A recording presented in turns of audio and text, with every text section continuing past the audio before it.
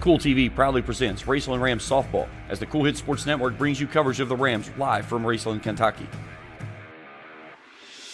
Now let's head to the field for the pregame show and Raceland Rams softball live on Kool TV. And a pleasant good evening from Raceland Worthington High School as we get you set for the first game here in the Tri-State Showcase here on this cold and blustery night on this Friday, April the 12th. Good evening, everyone. James Collier, happy to have you along with us here as Raceland entertains Symmes Valley in the first game of the Tri-State Showcase. They've got Lincoln County, West Virginia up next. That game will get rolling sometime around 8 o'clock or so, and then tomorrow morning they'll be back here with Boyle County out of Danville at 10 o'clock. All those games can be seen right here on Kool TV. The Rams come in, winners of their 9 consecutive, including last time out against Huntington, 15-1 in 5 innings. They took care of business in the 16th Region All-A Classic, going through Menifee County and Elliott County earlier in the week, knocking off Elliott County 12-2 in 5 innings in the championship game as they claim their 10th consecutive All-A championship. So the Rams will be off to the state tournament. Usually comes up toward the latter part of the month, and they'll go down and represent the 16th. But tonight, 2 good opponents, one out of Ohio, one out of West Virginia, and then they'll bring in a team out of Central Kentucky in Boyle County tomorrow morning at 10 o'clock. Again, the Tri-State Showcase, one thing you know about it when it happens, weather is going to show up. We had crazy rains all over the area, and the nice part about this year is we have a brand-new turf surface. So not $5,000 worth of turf is being thrown around and everybody working until the wee hours of the morning trying to get every droplet of water away from it so that we can try to play. And that's what it's been year after year. The problem of it is this year we're taking care of the rain, but we're going to freeze to death in the process of it. But either way, it's Kentucky weather. If you don't like it, wait 5 minutes. It will change. But a dandy coming up here first off is we'll get Symmes Valley and Raceland rolling, and then after that we'll get Lincoln County, West Virginia, a really good team out of West Virginia who they come in with a record of 12-1. They got 2 Division I players on the field tonight. Going to be interesting to see how those size up when we see those a little bit later on. We'll take a break. We come back. We'll meet our starting lineups and get you ready for first pitch. Symmes Valley and Raceland in the first game of the Tri-State Showcase here in Ramland as we continue our coverage here on Kool TV. Hello, everyone. I am Rick Clark. Let me introduce you to Carlisle, Annabelle, and Zach. And as you can tell by these commercials, this family has a lot of fun. We have a great team here at Clark's. And we would love for you to join our family. Whether you're a young person looking for your first job, someone who's looking for extra work, or maybe you're ready to start a career at a growing company, we want to talk to you. To find out more and start the process, go to myclarkspns.com. Clark's Pub and Shop. Return. Refresh. Refuel. River Cities Builders is a licensed general contractor specializing in commercial and industrial projects, and they have a history and reputation of providing top-notch expertise through their experienced and devoted workforce. River Cities Builders also is a gas facility maintenance company offering petroleum equipment maintenance and EMV-compliant upgrades for smart payment terminals, and they offer 24 hours, 7 days a week emergency service. Call 606-473-4112 or visit rivercitiesbuildersinc.com. When you have business away from home or a planned event far from your comfort zone, you're probably going to need a little help. Let A&A Porta Potties assist you with all your portable toilet needs. Whether on a construction site, planning for an outdoor wedding, or any other outdoor event, A&A Porta Potties are here to assist you. A&A Porta Potties also rents out storage containers, office containers, cooling fans, tables, and chairs. A&A Porta Potties, there is no event too big or too small for us to accommodate you. Where does your money go? When you bank with us, your deposit becomes your neighbor's loan. A real estate agent sells a house. They get a commission. They deposit it with us. We use it to make an auto loan to one of our customers. Hometown people helping each other grow. That's what it's all about. First and People's Bank and Trust Company, member FDIC. We are the home office. Osman Pharmacy and Grill, located at 89 2nd Street in downtown Vanceburg, Kentucky, offers fast and friendly service with a hometown feel. Check out their specialty items in person or order them online at osmanpharmacy.com. Osman Pharmacy and Grill also has daily dinner specials where you can dine in or get your order to go. Stop by or call Osmond Pharmacy and Grill today.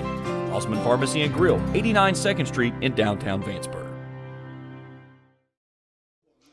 Back here at Raceland as we get you set for the Tri-State Showcase opening game. Symmes Valley and Raceland will lead things off. We'll get Lincoln County, West Virginia around 8 o'clock tonight or somewhere about probably around 2.5 hours. I'd say probably closer to 8:15, 8:30, depending on how this game plays out. They'll be back here tomorrow morning at 10 o'clock with Boyle County on the brain. Of course, there's a camera, and who are we going to see? Brenna Wellman's down there. The girls down there, Bailey Burney, saw some Savannah Grubb in the picture. Reagan Mackey was in there as well. But fun group of girls to be around. I see them every day in the building being a teacher here at the school. But they're always energetic, that's for sure. Let's take a look at the starting lineups. We'll start first with the visitors on the scoreboard, the Symmes Valley Vikings. Leading things off and playing second base is Emma Rydnor. Batting second and pitching is Brenna Tibbs. Batting third at shortstop is Desiree Simpson. The cleanup hitter is the third baseman, Marley Ferguson. Batting fifth at first base, Savannah Mart. Batting sixth and catching, Casey Thompson. Batting seventh in center field, Addie Rydnor. Batting eighth in left field, Autumn Justice. And batting ninth and playing right field is Addie Hawk. Rydnor, Tibbs, Simpson, Ferguson, Mart, Thompson, Rydnor, Justice, and Hawk, the starting lineup for the Vikings. They'll be decked out in the red and gray today. Now let's take a look at the starting lineup for Scott Atkins' Raceland Rams. Same lineup it's been pretty much most of the season. Leading things off at shortstop is Brenna Wellman. Batting second in left field, Pete Mackey. Batting third in pitching. We got those two backward. My producer. Those two are backward. We should see how it would look with Savannah Grubb catching and Callie Vance pitching. That would be interesting. Yeah. Savannah Grubb will pitch for you. Callie Vance will be behind the dish. Reagan Mackey bats fifth. She plays third base. Bailey Burney's in center field. She'll bat sixth. Batting seventh as a designated player, Lily Poplin. Batting eighth at first base, Savannah Ratliff. And batting ninth and playing second base is Shelby Gauze. Wellman, Mackey, Vance, Grubb, Mackey, Burney, Poplin, Ratliff, and Gauze. The starting nine for the Raceland Rams. They'll be in the white and black jerseys tonight. Cold and blustery conditions. It's going to get colder as the night goes along, but we could be, maybe the wind dies down. That would certainly help. But we're going to have some wind-aided balls hit toward left field. As right now, you can see the flag out there in the mast just to the left side of second base and center field. It's kind of sitting pretty quiet right now, but we've seen it to where it almost looks like it's ready to commit liftoff. Wind gust in the excess of 30 throughout this ball game leading in, and we'll keep a close eye on that radar too, because there is a little bit of a system that if we get lucky, it'll hit Vanceburg and split. We got lucky the other night. But if we don't, we're going to see some precipitation. Not a lot, but there is a little bit of stuff popping up probably about an hour and a half into this ball game. So we'll keep a close eye on that as we run through here. We've seen enough rain for a summer's worth in the last 24 hours, and it has been absolutely crazy how much rain and wind. And there you go, as we talk about the wind, there's the flag right on cue, hammering across from the right field pole to the left field line. I mean, that's what I said. You get a ball up in the jet stream out in the left field tonight, a routine pop-up is going to yell Yahtzee. You hit a ball to right field, you hit one out, you probably need to be tested for PEDs. I mean, if that wind is blowing like that, you pop one over the orange monster into that stiff wind, it's going to be a shot. But we'll see how things play out as this one gets rolling here today. Again, first year for the playing surface, the brand new turf surface going in started the construction phases on it back in January. Finished up with it right around, I think it was the first part of March. The hard thing was they got the surface down, and then you have to put sand on all this, okay? That's kind of what puts the cushioning to it. And they couldn't get sand because everything was so wet. So I remember the girls, they came over, they started practicing on it, and they were complaining about it. They said it's hard as a rock. It's like playing on concrete. It just doesn't play very well.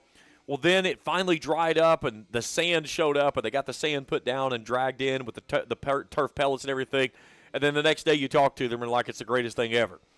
So it is a very interesting process that went through with all of this being built here. But I did several drone shots and videos that went through to kind of watch the system. I've got a time-lapse video that I'm working on trying to get finished up. I should have that somewhat by next week. But it was interesting to watch the process go from one to another. Now, the interesting thing with the turf surface here, where you had already just dirt infield, all they had to do was tear up all the grass from the outfield. So they literally came in one afternoon, and it was a pile of turf out in the outfield right there where that big R is. They didn't have to do anything on the infield. But then the interesting thing is that underneath this is gravel, and a lot of it. They bring in multiple layers of gravel, and that's what allows the drainage to happen. So there was truckload after truckload of gravel. They built a temporary road that came in from the other end of the complex here, down behind the baseball field, down behind the bleachers of the football field, and then into the entry gate down here to right field, and that's where they made their entrance in onto the field. And there would be days you'd come in and out. I mean, there would be 10 truckloads ready for gravel. And they'd come in and dump them and scoop them, and off they'd go, and they'd spread them around. But it was very interesting to watch it all go in, and then all of the rolls showed up, and they pull the rolls out and stretch them out and have to lay them out, and then they put everything with it, and the roller and everything, and it's kind of like, it almost looks like that they just rolled the whole thing out and it came just like this, but it is absolutely beautiful, and will certainly pay dividends. And when you're trying to play in this type of area, you won't have rainouts, and they've not had anything issue this year. Matter of fact, they've played several times when nobody else has been able to, and the baseball team has been in the same conversation. They've had a couple of games that they have already flipped venues because they were supposed to have played at another place. That place was rained out. They said, hey, come to us. We can play tonight. And that's what they've done a couple of times. So we're ready for softball, but unfortunately, we're missing umpires. Call your own. Let's play. We'll play wiffle ball rules. Put a tin pan behind the home plate. If it hits it, it's a strike. If it's not, it's ball. Let's play ball. Again, tomorrow morning, we'll be back here at 10 o'clock as Boyle County comes in out of Danville. Boyle County usually a pretty big team as they roll through. They've had their struggles this year. They'll come in with a record of 3-6. They beat Tates Creek the first game of the season and then lost 6 consecutive. They've knocked off Graves County and Danville the last 2 times out, but they haven't played since on Tuesday. So they'll play here at 10-2 tomorrow. They've got Portsmouth Notre Dame in their second game. Again, multiple venues playing host to the Tri-State Showcase. Russell, Boyd County, East Carter, and here, I think Greenup County may have had a field involved until I'm not 100% certain. But the goal is just try to get as many teams involved and play as many ball games you can. Boyd County has 2 fields. Unfortunately, one of them's underwater because of all the rain that we got. So East Carter was not able to play today, so they're going to play 3 games tomorrow with their grouping of cluster of teams that they have that they're going to play. 3-game schedule for here, and I won't be surprised if some of the teams don't get moved over here tomorrow evening to play on the latter part of it because of turf surface, no issues. Roll them out and let's play them. So we'll see. But Raceland getting 2 in tonight here in the cold and then back here in the morning, and then they'll sit and watch as everyone else plays when it warms up. Supposed to be up in the high 60s tomorrow, near 80 by Sunday, 80s Monday and Tuesday. And then, of course, you know what happens this time of year. You push 80, thunderstorms. So we'll see how the weather plays out next week. But you can't do anything in this area with 80 degrees without running into issues with rain and thunderstorms. The wind is what's been so crazy. The last 4 or 5 years, the wind in this area has just been ridiculous. It's almost like we're stuck right in the middle of the jet stream, and every time that the wind blows, it is howling.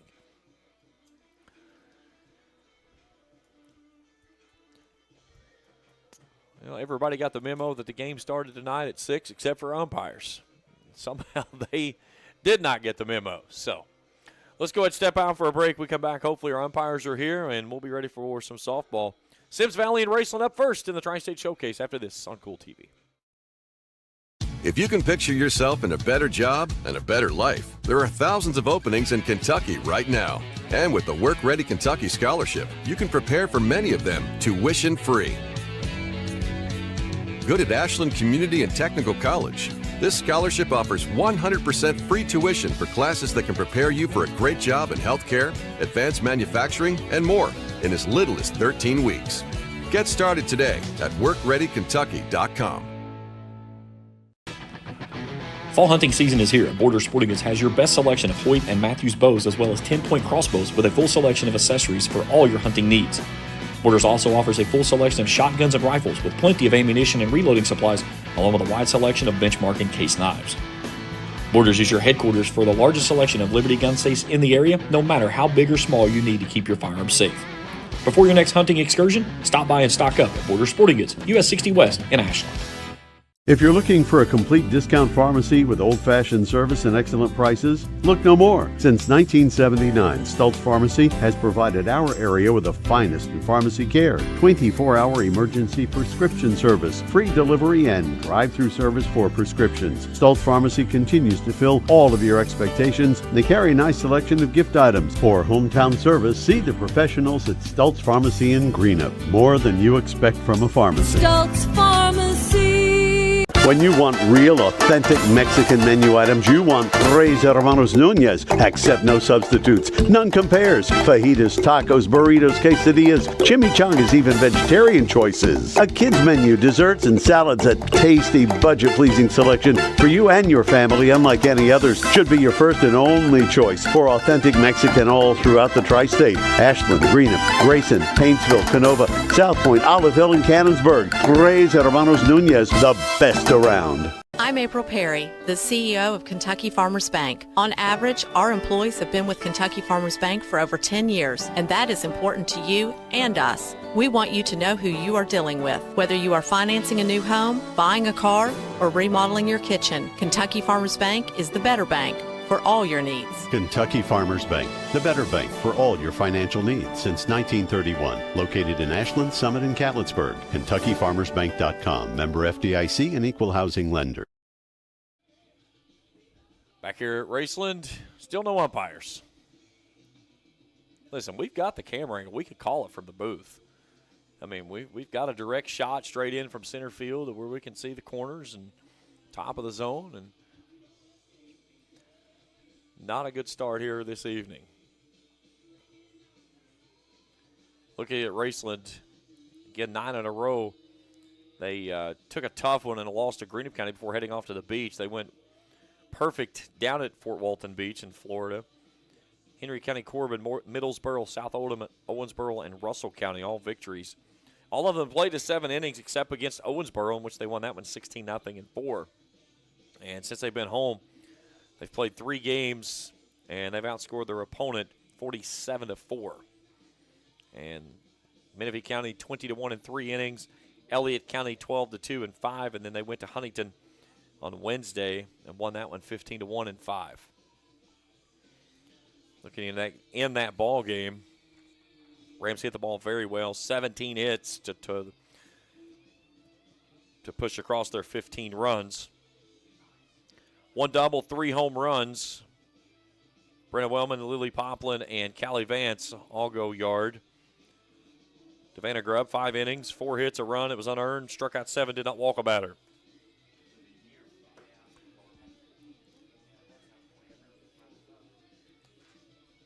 So Grubb will get the ball here in game number 1. And then again, Lincoln County to follow. Not certain the lineup. I did talk to Coach Scott Atkins before the game, and he said the lineup will be the same as normal for this first game. Said it would probably change some for the second game. So we'll wait to see how that lines out after this game concludes. But before it concludes, we have to get started. Finally getting some sunlight, though, that is piercing through the clouds, which is crazy considering the fact that we're talking about seeing a chance of rain in about an hour.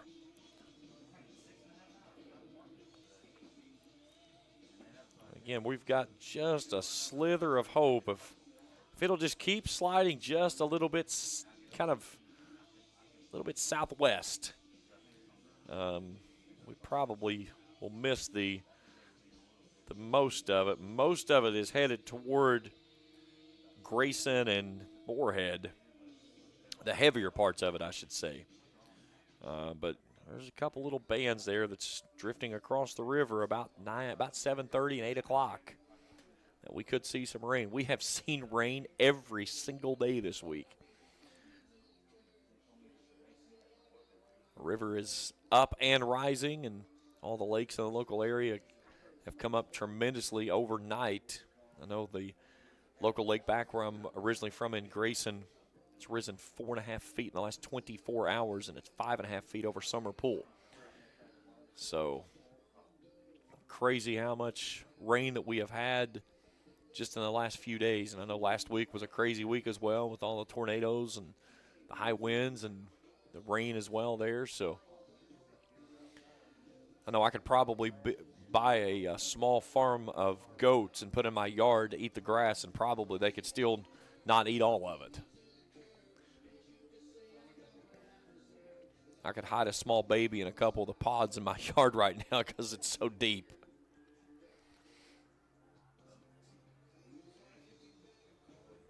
Throughout the night tonight, I'll keep you up to date with all the games around Major League Baseball.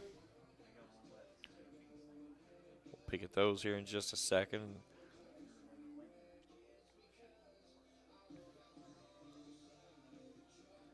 Yankees and Guardians, that game is postponed. Everything else will play as scheduled. Early games this evening, Twins are at the Tigers, Pirates and Phillies, Giants and Rays. Those will all get up at 6:40 and 6:50. 7 o'clock games, Brewers at the Orioles, Rockies are at the Blue Jays, Angels and Red Sox, Royals and Mets, Marlins and the Braves. Reds and White Sox will get going tonight at 7:40 up in Chicago. Then tonight at 8 o'clock, it's the Rangers at the Astros. At 9:40, Washington goes to Oakland, which is soon to be Sacramento, which is then going to be Las Vegas. Then the Cubs and the Mariners, Cardinals and the D-backs, Dodgers and the Padres get going out in Dodger Stadium tonight at 10.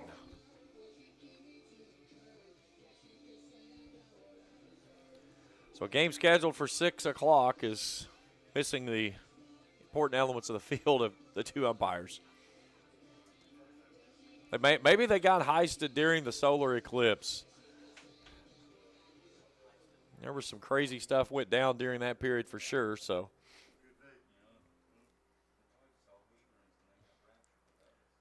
I have no idea what is where somebody's missed a memo somewhere. Well, let's go ahead and burn another break. 6:30. Oh boy. Well, we'll take a break. We'll come back. We'll keep you entertained until we get ready for first pitch as we get ready for the first game of the Tri-State Showcase after this on Kool TV. Hello, everyone. I am Rick Clark. Let me introduce you to Carlisle, Annabelle, and Zach. And as you can tell by these commercials, this family has a lot of fun. We have a great team here at Clark's. And we would love for you to join our family. Whether you're a young person looking for your first job, someone who's looking for extra work, or maybe you're ready to start a career at a growing company, we want to talk to you. To find out more and start the process, go to myclarkspns.com. Clark's Pump and Shop. Return. Refresh. Refuel. River Cities Builders is a licensed general contractor specializing in commercial and industrial projects, and they have a history and reputation of providing top-notch expertise through their experienced and devoted workforce. River Cities Builders also is a gas facility maintenance company offering petroleum equipment maintenance and EMV-compliant upgrades for smart payment terminals, and they offer 24 hours, 7 days a week emergency service. Call 606-473-4112 or visit rivercitiesbuildersinc.com. When you have business away from home or a planned event far from your comfort zone, you're probably going to need a little help. Let A&A Porta Potties assist you with all your portable toilet needs. Whether on a construction site, planning for an outdoor wedding, or any other outdoor event, A&A Porta Potties are here to assist you. A&A Porta Potties also rents out storage containers, office containers, cooling fans, tables, and chairs. A&A Porta Potties, there is no event too big or too small for us to accommodate you. Where does your money go? When you bank with us, your deposit becomes your neighbor's loan. A real estate agent sells a house. They get a commission. They deposit it with us. We use it to make an auto loan to one of our customers. Hometown people helping each other grow. That's what it's all about. First and People's Bank and Trust Company, member FDIC. We are the home office. Osman Pharmacy and Grill, located at 89 2nd Street in downtown Vanceburg, Kentucky, offers fast and friendly service with a hometown feel. Check out their specialty items in person or order them online at osmanpharmacy.com. Osman Pharmacy and Grill also has daily dinner specials where you can dine in or get your order to go. Stop by or call Osman Pharmacy and Grill today. Osman Pharmacy and Grill, 89 2nd Street in downtown Vanceburg.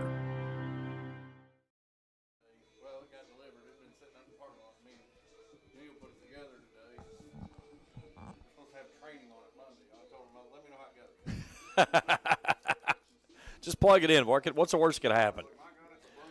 We're still waiting for umpires here as we get you set for the first game. There were 2 times it was scheduled for this game. Neither of them were 6:30, which is what apparently appears to be the time that our umpires are scheduled. Maybe they're on Central Time, because I saw 5:30 and 6 o'clock. I checked with Scott Atkins this morning, head coach for Raceland. I said, we are 6 tonight, right? And he said, yes. And apparently our umpires are on Central Time. So see if we would get rid of time zones and all the daylight savings time, all this, you wouldn't have this kind of craziness. I still blame it on it's all because of the eclipse. It's all because of the eclipse. Everything's happening because of the eclipse. But eventually, in sometime between now and a bit, I've been told we have a visual possibly on umpires. Do we have a camera on them? No, there's no camera. My wife looks like Ralphie's little brother down on the field right now. She's trying to run, but she can't get her arms up.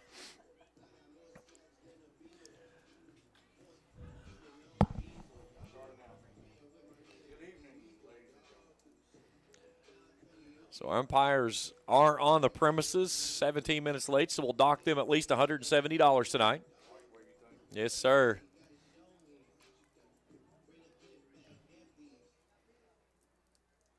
I only see one of them, though. That's the most important one. He's got the gear on. He can call balls and strikes. Doesn't matter if there's anybody with him or not.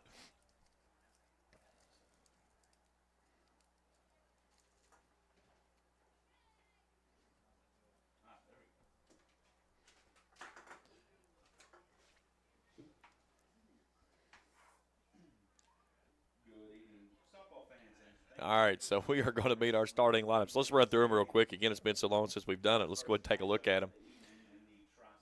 Let's take a look at the Symmes Valley Vikings. Leading things off and playing second base is Emma Rydnor, batting second and pitching Brennan Tibbs. Batting third at shortstop is Desiree Simpson. The cleanup hitter is the third baseman Marley Ferguson. Batting fifth at first base, Savannah Mart. Batting sixth and catching Casey Thompson. Batting seventh in center field, Addie Rydnor. Batting eighth in left field, Autumn Justison. Batting ninth in playing right field is Addie Hawk. Don't turn on Raceland yet. Fix it. Get a little bit of sunshine that beats down on the turf surface here. Again, the Symmes Valley will be in the gray and red jerseys tonight. The Vikings across the chest. Raceland in the white and black with Raceland across the chest. And here's your starting lineup for the Raceland Rams. That's a little better. Brett Wellman will lead things off at shortstop. Peyton Mackey bats second in left field. Davana Greb will pitch. She's batting third. The cleanup hitter is the catcher, Callie Vance. Batting fifth at third, Reagan Mackey. Batting sixth in center field is Bailey Burney. Batting seventh as the designated player is Lily Poplin. She'll hit for McKenna Lax, who will play right field. Batting eighth in first base is Savannah Ratliff. Batting ninth at second base is Shelby Galls. Again, Wellman, Mackey, Vance, Grubb, Mackey, Burney, Poplin, Ratliff, and Gauze. We'll take a final break. We come back, we'll play some softball. It's the opening game of the Tri-State Showcase here at Raceland. Our coverage continues after this on Kool TV. If you can picture yourself in a better job and a better life, there are thousands of openings in Kentucky right now. And with the Work Ready Kentucky Scholarship, you can prepare for many of them tuition-free. Good at Ashland Community and Technical College. This scholarship offers 100% free tuition for classes that can prepare you for a great job in healthcare, advanced manufacturing, and more in as little as 13 weeks. Get started today at workreadykentucky.com. Fall hunting season is here, and Border Sporting Goods has your best selection of Hoyt and Matthews bows as well as 10-point crossbows with a full selection of accessories for all your hunting needs. Borders also offers a full selection of shotguns and rifles with plenty of ammunition and reloading supplies, along with a wide selection of benchmark and case knives. Borders is your headquarters for the largest selection of Liberty gun safes in the area, no matter how big or small you need to keep your firearms safe. Before your next hunting excursion, stop by and stock up at Border Sporting Goods, US 60 West in Ashland. If you're looking for a complete discount pharmacy with old-fashioned service and excellent prices, look no more. Since 1979, Stultz Pharmacy has provided our area with the finest in pharmacy care, 24-hour emergency prescription service, free delivery, and drive-through service for prescriptions. Stultz Pharmacy continues to fill all of your expectations. They carry a nice selection of gift items. For hometown service, see the professionals at Stultz Pharmacy in Greenup. More than you expect from a pharmacy. Stultz Pharmacy. When you want real, authentic Mexican menu items, you want Tres Hermanos Núñez. Accept no substitutes. None compares. Fajitas, tacos, burritos, quesadillas, chimichangas, even vegetarian choices. A kids menu, desserts and salads, a tasty, budget-pleasing selection for you and your family, unlike any others. Should be your first and only choice for authentic Mexican all throughout the tri-state. Ashland, Greenup, Grayson, Paintsville, Canova, South Point, Olive Hill, and Cannonsburg. Tres Hermanos Núñez, the best around. I'm April Perry, the CEO of Kentucky Farmers Bank. On average, our employees have been with Kentucky Farmers Bank for over 10 years, and that is important to you and us. We want you to know who you are dealing with. Whether you are financing a new home, buying a car, or remodeling your kitchen, Kentucky Farmers Bank is the better bank for all your needs. Kentucky Farmers Bank, the better bank for all your financial needs since 1931. Located in Ashland, Summit, and Catlettsburg. KentuckyFarmersBank.com. Member FDIC and equal housing lender. Back here at Raceland as head coaches meeting our umpire at home plate. Notice I said umpire. Still not umpires, but we have one, and he has gear on, so that's the most important one. So we will get started here much tardy of the 6 o'clock first start time that we were scheduled to have here. Rams trying to make it 10 in a row. They've won their nine consecutive, rolling through the All-A Classic with wins over Menifee County and Elliott County in run rule fashion. 20-1 over Menifee. They were 12-2 winners in 5 innings over Elliott to pick up their 10th consecutive All-A championship. Yep. Girls out there posing for the camera operator. They're too aware of all the cameras. We saw that earlier. They were down there in front of my wife's camera and dancing around. Now they're all posing in the circle there. A little bit of sunlight beating down. That's the first time I think we've seen sun most of the day today. It's been fairly cloudy. Had some rain earlier this morning. And there is a slight chance of rain sliding this direction from Vanceburg. So hopefully when it gets to down around Lloyd, it does what it normally does and jumps across the river on us, or stays south, it goes on toward Grayson. The heart of the storm is going to roll through Grayson. We are right on the fingers of the two storms that's rolling through. Two little bands. It's supposed to hit around about 7:30, and then another one right at 8 o'clock. So we keep a close eye on that. But this week it wouldn't be a normal week if we hadn't had rain every single day this week.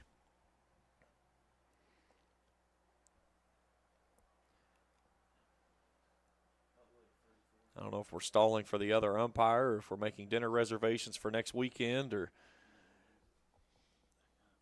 very long meeting at the plate here with our home plate umpire and the two head coaches. Now they're playing some hacky sack with the rosin bag out in the circle. That's definitely not the normal rosin bag that you saw back, when I was younger and stuff. You kicked the rosin bag in those days. I mean, it looked like somebody dropped a bag of flour on top of you. I don't even see anything coming out of that thing. All right, I think we're ready to try to get things rolling here. Savannah Grubb will grab her rosin bag, and Callie Vance will take her position. Let's take a look at her record on the season. 18 runs, only 17 of those earned. So, again, not a pitcher that gives up a lot, and sometimes she works herself deep into counts, but she finds a way to get out of them. And does a really good job because of the defense that she has behind her. Defensively, it'll look like this. Peyton Mackey, Bernie, and Lax. That's left to right. Third to first, Reagan Mackey, Wellman, Galls, and Ratliff. Callie Vance behind the dish. And Grubb inside the circle. This battery very familiar with each other, played a lot of softball. They were the starting battery all the way through last season. Both juniors. Vance has absolutely been ripping the cover off the ball. I was talking to Devanna the other day, and I told her she pitched a really good game the other night. She goes, yeah, but I suck hitting the ball right now. And I said, that's okay. She has been struggling hitting the ball, but like all, good things, slumps will come to an end, and all it takes is one hit to turn things around. But she's had players around her that have been hitting the ball very well. But top of the order, Wellman and Peyton Mackey's been doing a phenomenal job of getting on. Reagan Mackey had a huge hit to win the game in run rule fashion on a deep ball laced into the gap. Probably was a double, only needed a single. That scored the run. That gave it the 10-run rule. Senior Savannah Ratliff's been hitting the ball very well from the bottom half of the order, and then Shelby Gauls, the 9-hole hitters, batting an even .500. And don't forget about Lily Poplin there in the 7-hole. The 7th grader, second on the team in home runs with 4, second in RBIs with 23, second in doubles with 5. All of those, she trails the lady at the top, Callie Vance. And still doing that while batting an even .500 on the season. Vance, Galls, Mackey, Peyton Mackey, and Poplin all batting, Vance, Galls, and Poplin batting .500 or better. Savannah Ratliff batting .447. Peyton Mackey at .404. Wellman at .362 from the leadoff spot. Bailey Burney in the middle of the order there at .370. Reagan Mackey .364. So Grubb, she'll throw in about 3 different pitches. Got a good screwball. She'll work the rise ball a little bit. Good changeup. Breaking ball as well. Kind of mixes it in there a little bit at a time as she needs it. Likes to work down and in on the righties. She can go up and away. It's been getting it's almost like she's been squeezed a little bit working on the down and in pitch as she struggled finding the strike zone on that at some time, but has done a really good job of working when she does get that pitch working, of being able to work that breaking ball away and really get that outside corner when she kind of backs a player off the plate a little bit, if you will. So she'll go to work on the top 3 of the order for the Vikings, Rydnor, Tibbs, and Simpson. As the Rams try to make it 10 in a row. But before we do, I'm pretty sure that we're going to wait on a second umpire. Look at the cloud cover there that's pushed past, kind of hanging over top of Lower Ironton out toward Ashland and Boyd County there. Very dark clouds that direction. The wind is blowing from the right to the left. So that's the only thing, is that the direction of travel of this storm, the wind is funneling it right toward us.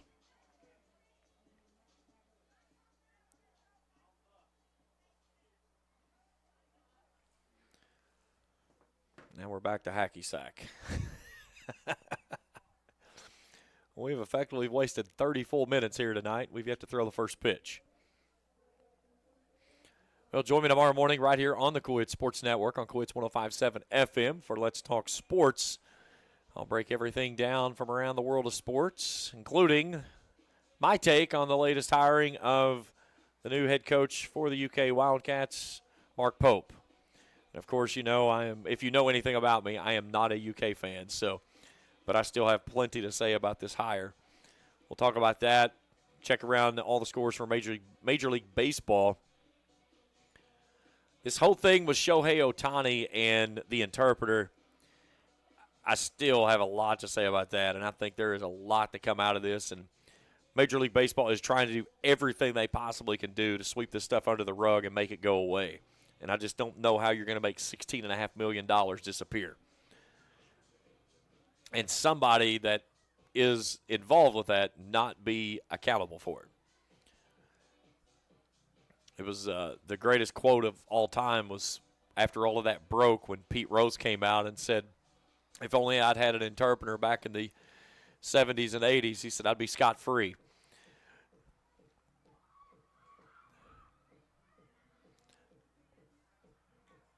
So we're juggling in center field. We're playing hacky sack with a rosin bag in the circle. The only thing we're missing is, we need like a rain out. Like, you're playing the rain out games where you're throwing the ball back and forth, playing tic-tac-toe, or you're trying to come up with the best skit during the rain out. Vikings are just kind of hanging loose. Lincoln County, West Virginia will be up next against Raceland. And then we'll be back here tomorrow morning at 10. That's a 9:50 pregame show, as we'll have Boyle County out of Danville.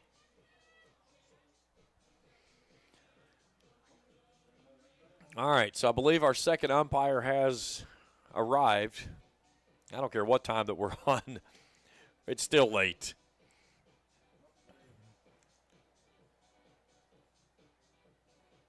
Maybe it was the traffic. Traffic in Raceland at 5 o'clock is very, devastating. I'm pulling at straws here, folks. All right. I think we are ready to get going here finally.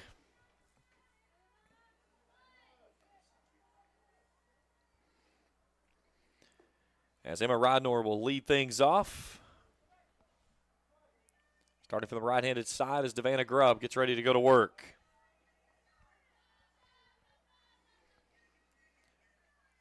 Grubb walks up on the rubber. To the plate she'll come. This one's fisted over toward the first base side for a foul ball, and this ball game is underway. 6:32 first pitch, 51 degrees under partly sunny skies. Blustery winds out of the west, 10 to 20 miles an hour with gusts excessing 25. Blowing out that right field corner toward that left field foul pole, and this one's fouled again. And quickly, Rydnor's behind 0-2. Again, defensively for the Rams, Peyton Mackey, Burney, and Lax in the outfield. That's left to right. Reagan Mackey, Wellman, Gauze, and Ratliff. That's third to first. Vance behind the dish, and Grubb inside the circle. Rydnor settles in the 0-2. Swung on a miss. Strike three as she goes upstairs with a rise ball. One down. Good start for Devanna Grubb. And that brings in the pitcher of Brenna Tibbs.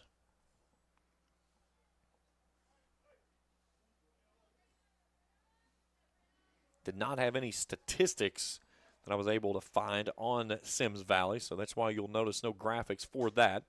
There's a ball chopped over on the third base side, foul.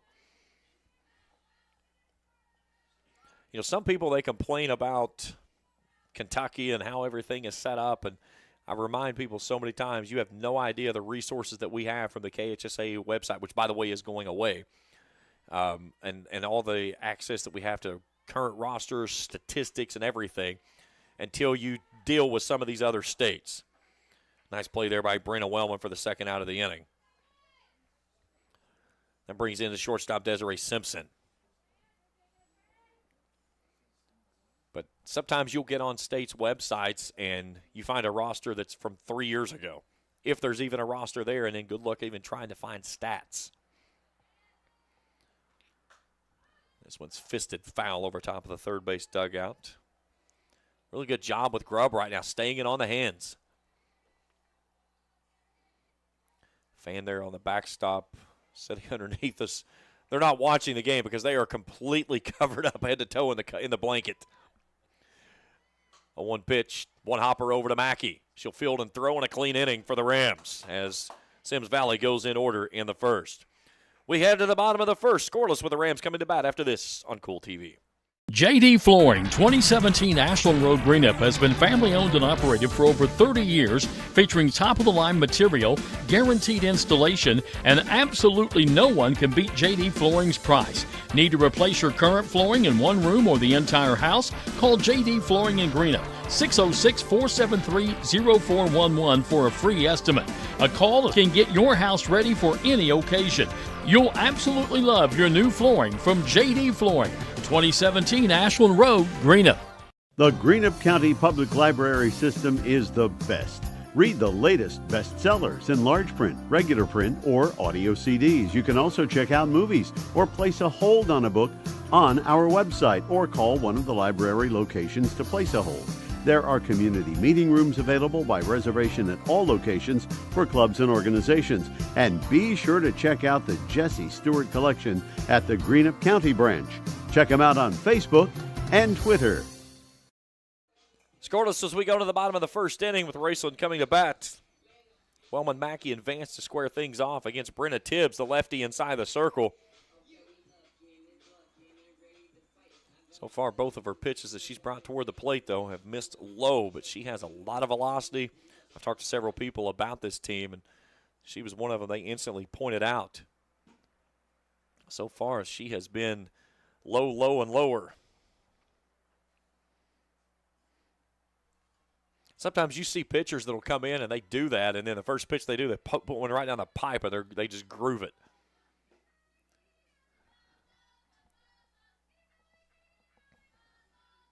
I will say, and outside of it, I don't know what they've seen at the beach, but so far of the players that I've seen come through here that they play this year, this is the most velocity that I think they have faced this year. A lot of movement on her ball as well. You get that for any time you get a lefty, that's natural. Baseball or softball, the one you get that natural movement. That's the good thing of being a lefty.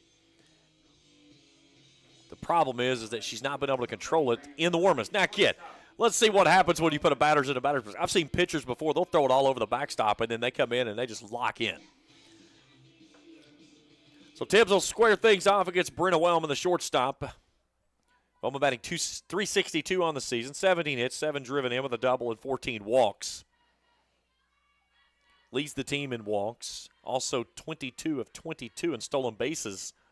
So great speed at the top of the order with her. She can find a way on to start things off. Raceland 91 of 94 in stolen base attempts this season. So Grubb deep in the box on the right-handed side. The first pitch, breaking ball that dives in there for a called strike. And like I said, that's the first pitch that has even been belt high or above since Tibbs was warming up. I remember a kid that played for me. He used to throw one up the backstop when he warmed up just as an intimidation factor. 0-1. Little change-up. That one's bunted out in front. That's a beautiful bunt for Brenna Wellman as she bunts herself on with an infield single.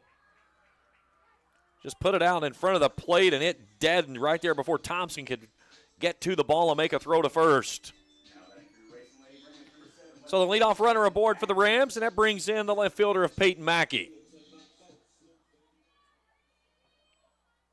Mackey batting .404 on the year, 21 hits, 22 driven in, 4 doubles, 10 walks. Shows bunt, pulls it back, and looks at a strike.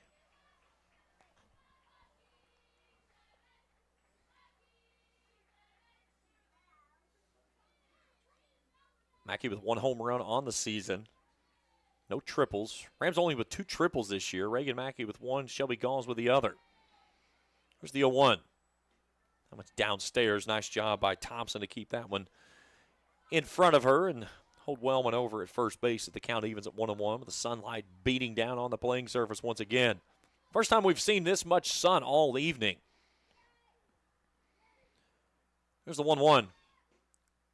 There goes Wellman. Throw down to second base is not in time. Wellman swipes bag number 23 of the season. Pitch was called a strike, so Wellman moves to second base. Mackey's behind 1 and 2. And the Rams with a chance to dent the scoreboard early on here with a runner in scoring position with still no one out. Mackey with that open stance. Swing and a miss on a nice pitch that drops down and in for strike 3, and there's 1 out in the inning. And that brings in Callie Vance. Vance has been ripping the cover off the glow ball this year. Batting .552, 32 hits, 39 driven in, 11 doubles, 7 home runs. And I would not be surprised if she sees very few pitches that's anywhere near the zone with first base unoccupied. Tried to work that one upstairs and stuck on the fingertips of Tibbs a little bit too long. That's one of the things you run into when you try to throw that kind of that eephus pitch, that high rising and a diving changeup, if you will. When it gets cold like this, it sticks to your fingertips, and sometimes it's hard to control that pitch. There's the 1-0. This one's over into the gap. Coming on is Hawk. She's not going to get there. Here's Wellman rounding third. She'll come in easily. It'll be an RBI single for Callie Vance as she picks up RBI number 40 on the season, and the Rams dent the scoreboard early. It's 1-0. Nice piece of hitting there by Callie Vance. We'll get Jill Rife will come on to run for the catcher. So now Vanna Grubb steps in. Rams pitcher trying to help her cause with early 1-0 lead. Grubb batting .289 on the season. She went 1 for 3 in the win over Huntington on Wednesday night.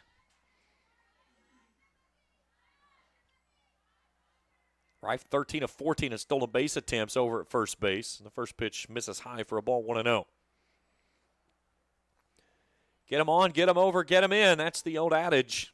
The Rams execute it to perfection. There with Wellman getting on with a bunt single and then stealing second base and advance poker her home. Breaking ball there at the knees for a called strike, 1-1. Again, you say breaking ball, it breaks so hard. That's her natural screwball, the way that it moves there out of the lefty's hand. See that late life there on the tail as it comes in. The 1-1. That one's upstairs, 2-1. She pops the mitt, that's for certain. Reagan Mackey stands in the on-deck circle, would go next. 1-0 Rams with one out here in the first. Here's the 2-1. This one's off the end of the bat and over top of the first base dugout for a foul ball as the count evens at 2-2.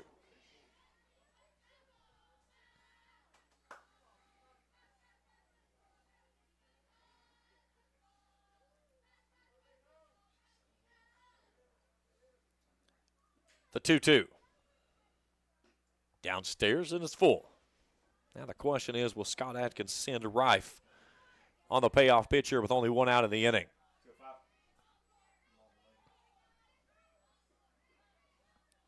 Tibbs with a payoff pitch to Grubb. And it's fouled away over onto the football field. Count hangs at 3-2. Rams with 2 hits already in the inning. The bunt single from Wellman, and then the RBI single from Vance. Here's another 3-2 to Grubb.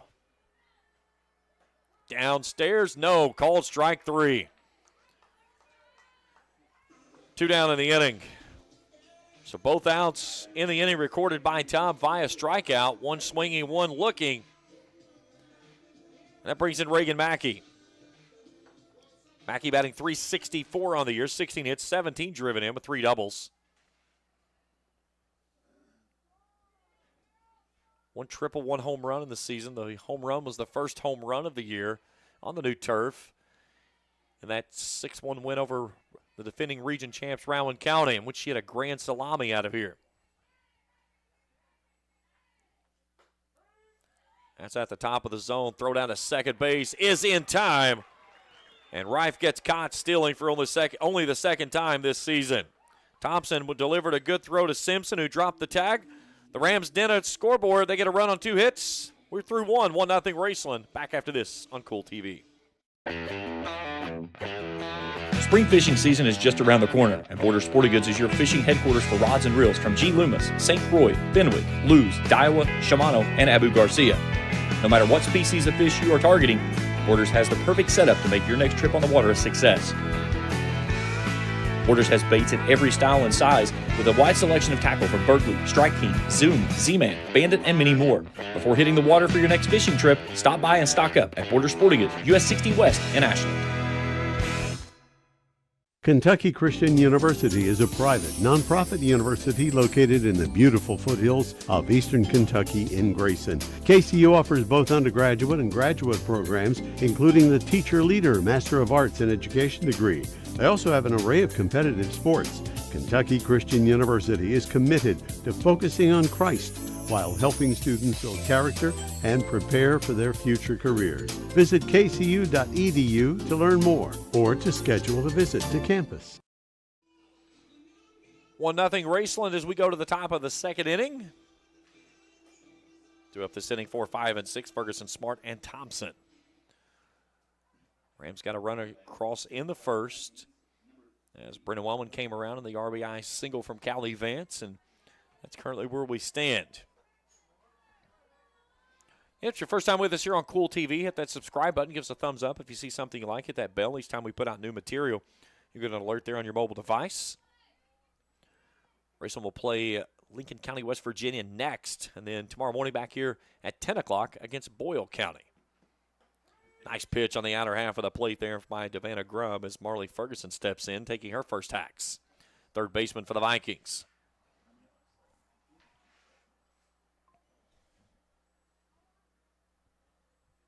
The 0-1. Off the end of the bat. Gall's coming on. Going to have to make a tough throw in. Did she get her? Did. Bang, bang play over at first. Here's a look at it on your Grayson Sporting Goods Instant Replay. Kind of checked up in front of Galls, but she got rid of it quickly, and a bang-bang play there at the bag beats the runner. So Savannah Martin steps in, the first baseman.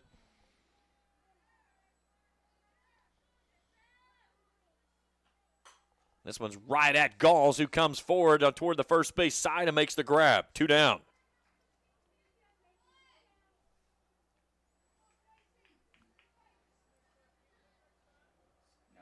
So in comes the catcher, Casey Thompson.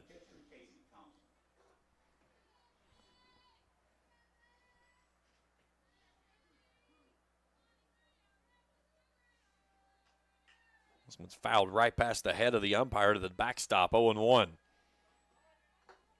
A 31-minute delay waiting for this game to get underway as we wait for the umpires, and Devana Grubb's trying to make up for lost time. She has motored through the first 5 she's seen.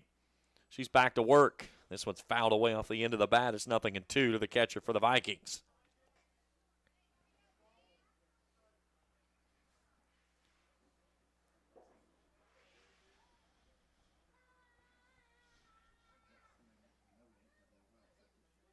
Grubb back to work with an 0-2.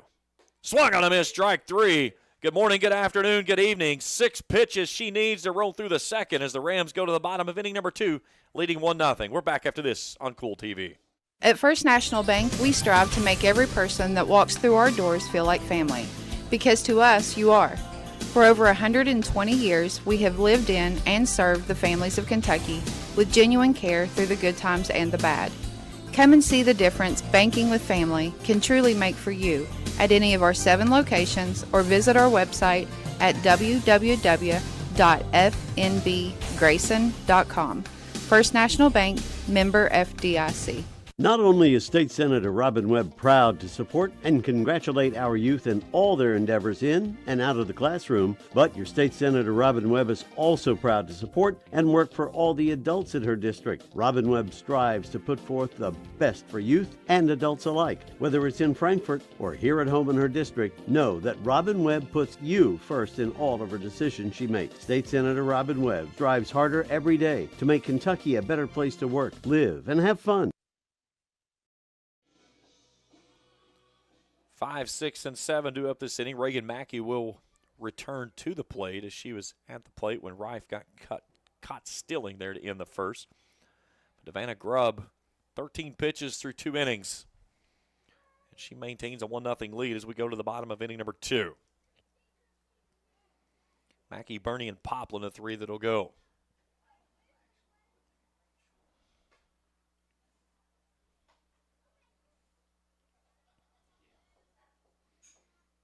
Lincoln County, West Virginia up next for the Rams.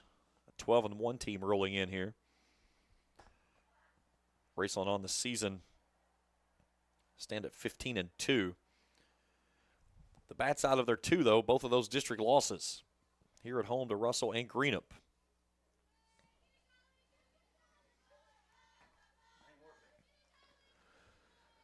So Reagan Mackey will lead things off here in the second as the clouds start to thicken once again over top.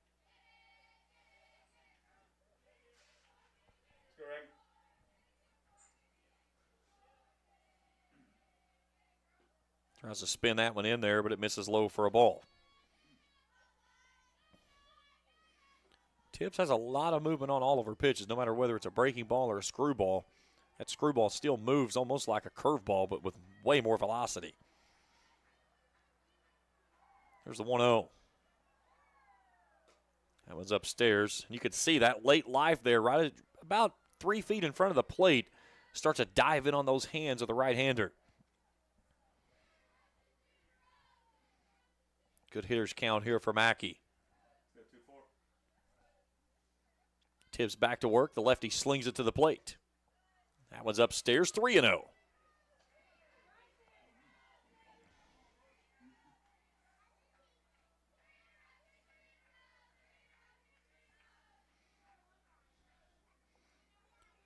Senior back of the right-handed batter's box as Tibbs will work to the plate. That's a called strike. Same pitch as before, 3-1. They'll get it over pitch. Tibbs back on the rubber, awaiting Mackey as she dances away from the box and then settles back in. Here's the 3-1 from the southpaw. Off the end of the bat, heads up, Bailey Burney. She had a little limbo action over there in the on-deck circle.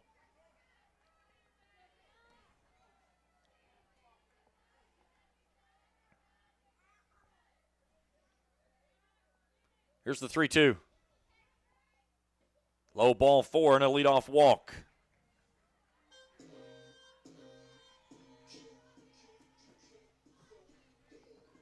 So that brings in the center fielder, Bailey Burney.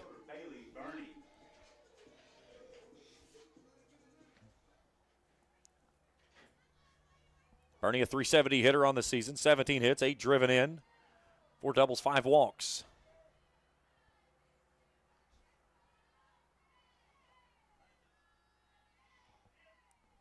Burney up in that front half of the box, shows bunt, tries to bunt it down and can't make the connection. 0-1.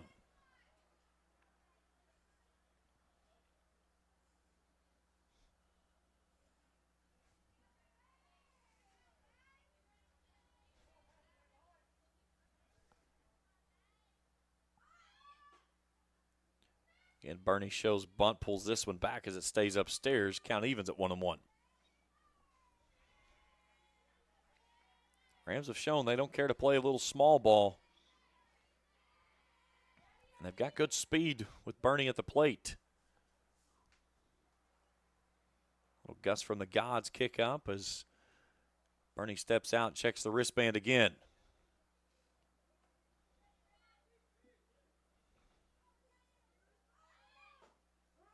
1-1 called strike at the letters. 1-2.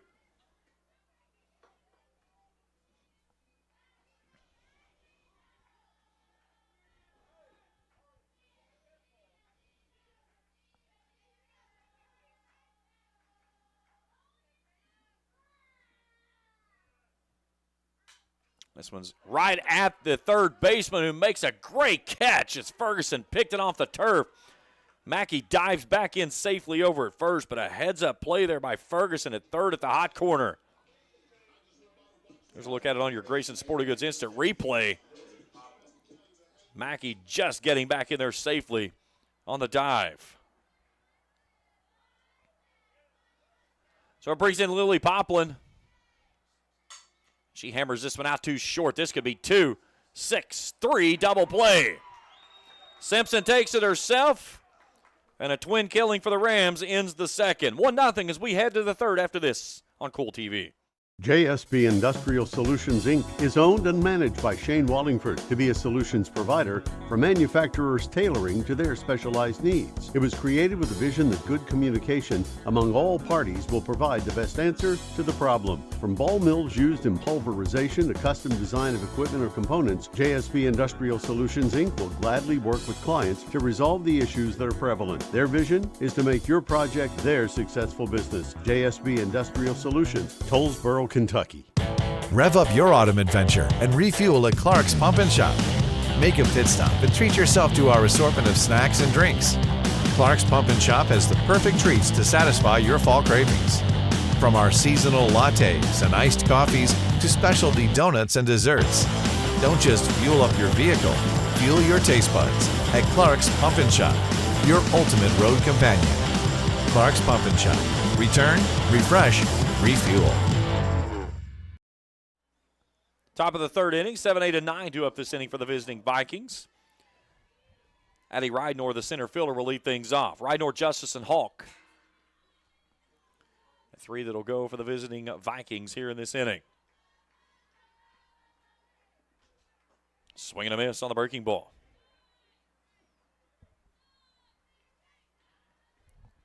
Grubb has done a phenomenal job thus far of jumping ahead. There's a bunt on the third base side, and Mackey can't make a clean play on as it gets through for an infield single. Take a look at it on your Grayson Sporting Goods instant replay here. I think if Mackey cleanly fields it either way, she's still going to get there. So the first base runner aboard and hit for the Vikings, and that brings in the left fielder Autumn Justice. Justice shows bunt and a diving effort there by Mackey, but she can't come up with it.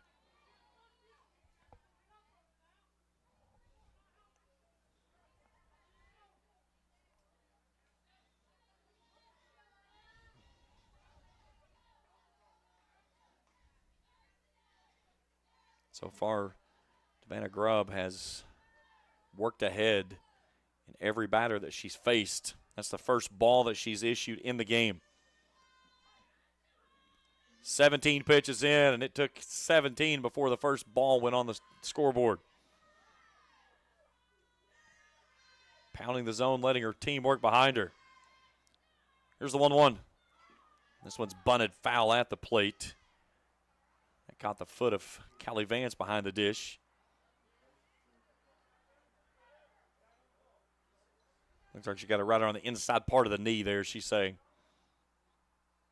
The thing with catchers and umpires, you can put all the gear on that you want, and the ball seemingly always finds a way to find skin. There's the 1-2 to Justice. Swing and a miss. Strike number 3. One down.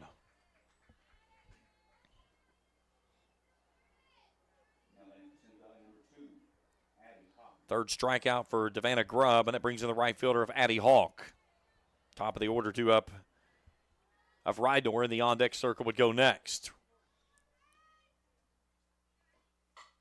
There's a roller out to Wellman. Can they get 2? No, they throw it into right field. Shelby Galls was at the bag, and she got the business in at the bottom part of the feet. No cleats on this field because of the turf playing surface. So the error on Wellman puts 2 on with 1 out as we go back to the top of the order. So Ridnour with her second opportunity here in the ball game, 0 for 1. A strikeout victim her first time through, and she fouls this one straight back.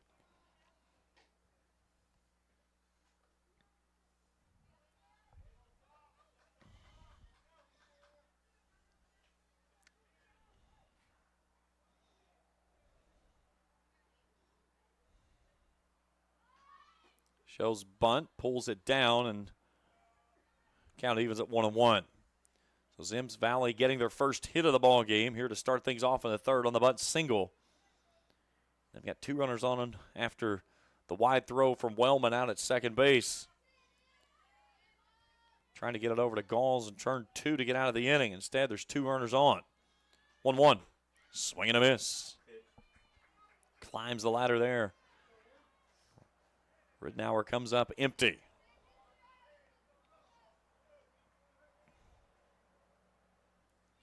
Second baseman for the Vikings settles in. The 1-2.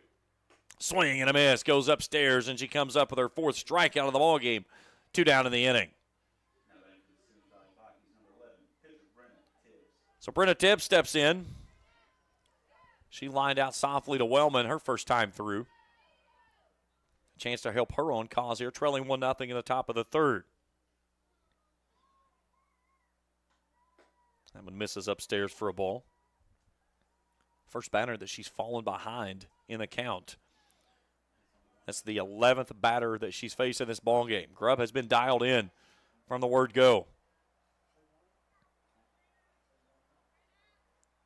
Here's the 1-0. This one's off the end of the bat, but right there is Mackey, who hauls it in on a rope and ends the inning. Symmes Valley leaves 2. They get none. It's 1-0 as we go to the bottom of inning number 3 after this on Kool TV. Osman Pharmacy and Grill, located at 89 2nd Street in downtown Vanceburg, Kentucky, offers fast and friendly service with a hometown feel.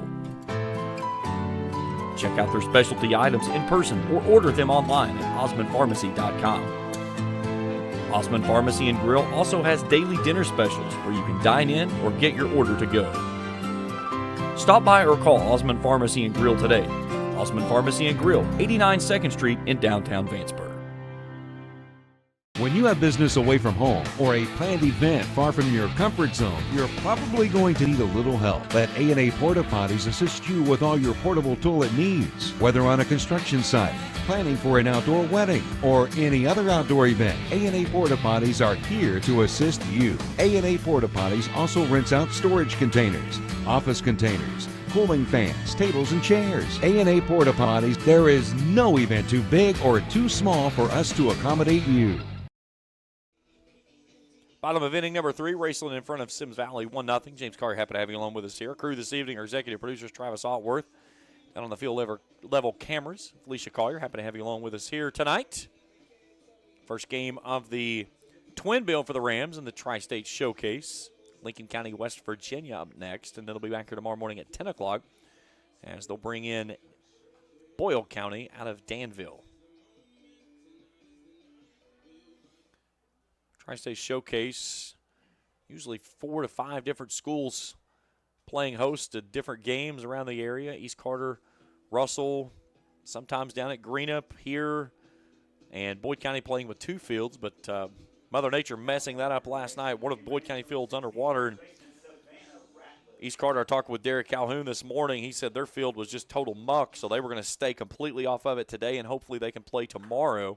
So they had to shift their schedule all around now. But the nice part of turf is as long as it's not lightning, you can play. So the senior Savannah Ratliff will lead things off. 447 hitter, 17 hits, all singles. Excuse me, she does have 1 home run. My mistake.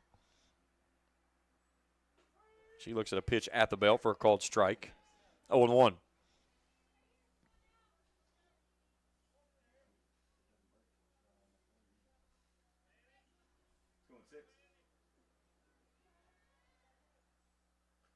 Breaking, or changeup, excuse me, that dives in there. That was a filthy pitch.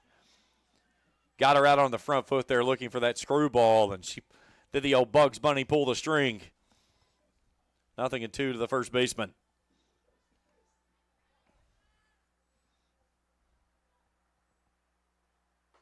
Comes right back with a screwball at the belt. 3 pitches, and Ratliff sent packing. Tibbs picks up her 3rd strikeout of the ball game, and that brings in the second baseman of Shelby Galls. The 8th grader batting .500 on the season, 22 hits, 9 driven in with 3 doubles. Galls with one of the 2 triples for the team this year.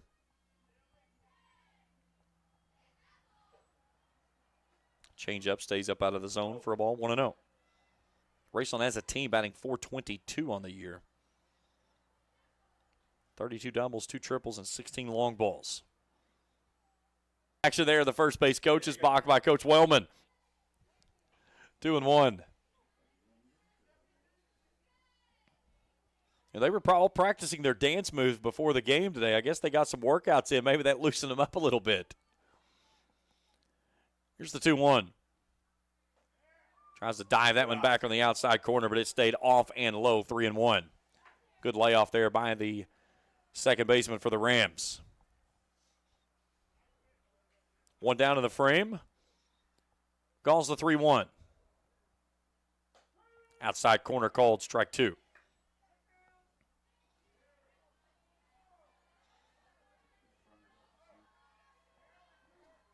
Yes, he did.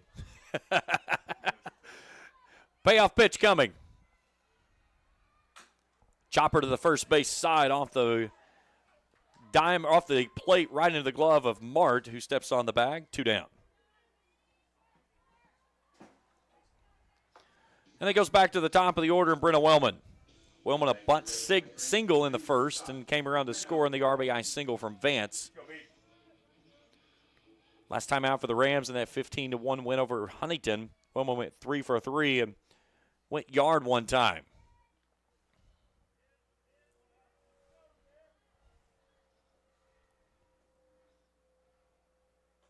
First pitch upstairs for a ball. Been a pitcher's duel so far, only 3 hits in the ball game. 2 by the Rams, both of those in the first inning, and then Symmes Valley got their first hit in the third. Left 2 runners on board, but could push them across. Lone miscue thus far in the ball game against the Rams. They're in that third inning. Here's the 1-0. That's a nice pitch. Screwball with a lot of tail on it. Tops in there at the top half of the zone, 1-1. And that pitch looks like it's off the plate, and then it just, like a boomerang, dives right across the outer half of the plate and right on the middle. There's a number right back to Tibbs inside the circle. She'll take it over to Mart, and the Rams go quietly in the third. 1-0 as we head to the fourth after this on Kool TV. When you want real, authentic Mexican menu items, you want Tres Hermanos Nunez. Accept no substitutes. None compares. Fajitas, tacos, burritos, quesadillas, chimichangas, even vegetarian choices. A kids menu, desserts, and salads. A tasty, budget-pleasing selection for you and your family, unlike any others. Should be your first and only choice for authentic Mexican all throughout the tri-state. Ashland, Greenham, Grayson, Paintsville, Canova, South Point, Olive Hill, and Cannonsburg. Tres Hermanos Nunez, the best around. Where does your money go? When you bank with us, your deposit becomes your neighbor's loan. A real estate agent sells a house. They get a commission. They deposit it with us. We use it to make an auto loan to one of our customers. Hometown people helping each other grow. That's what it's all about. First and People's Bank and Trust Company. Member FDIC. We are the home office.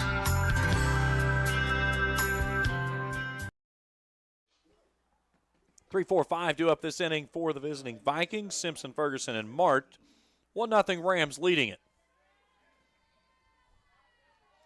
Desiree Simpson and ground out to Mackey her first time through in the first inning. Hit a one-hopper over to the third baseman. She looks at a pitch down and in for a ball, 1-0.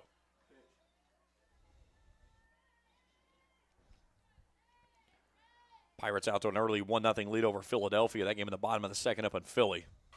This one's over the hedges across the field and the road, 1-1.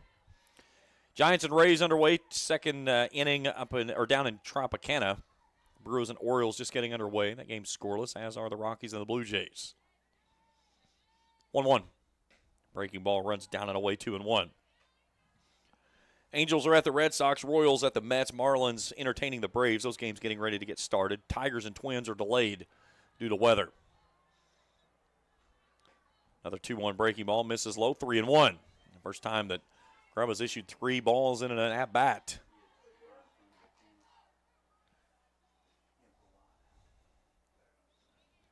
The junior settles back on the rubber, back to the plate she comes. A nice pitch there that's fouled into the net. And the count goes full to the shortstop for the Vikings. Getting a little bit of a breeze, dancing the flag away from the mast out in center field, coming out of that right field corner toward the left field foul pole. Grubb back to work with the 3-2.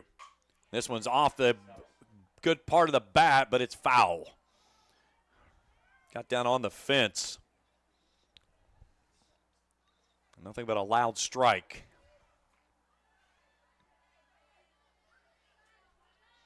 You hear that pop, you know it's the sweet spot of the bat.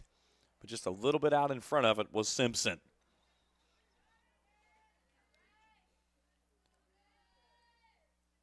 Three-two pitch, breaking ball, just misses for a ball. And the first walk of the ball game issued from Davana Grubb, and the leadoff runner aboard here to start the fourth for the Vikings. That brings in Marley Ferguson. She grounded out her last time through on a little one-hopper over to Galls at second base.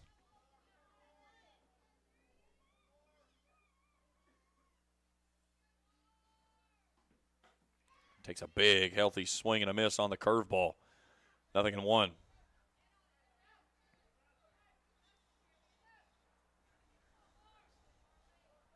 Outfield straight away and deep. This one's lifted skyward first base side. Ratliff gives it a look. She runs out of real estate. It's 0-2.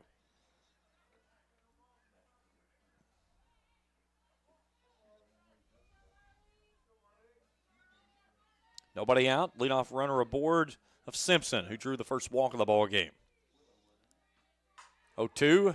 Hit straight up. Dropping back Bernie. She'll watch it fly. That one's gone. Off the truck. Wow. No cheap seats in this ballpark. A 2-run shot by Marley Ferguson. And she hits a no-doubter off the window of the truck out in straightaway center field. Here's a look at it on your Grayson Sporting Goods instant replay as she got that one up in the vapor stream. There was no wind aided on that one and off the face of the truck. And the Vikings take a 2-1 lead.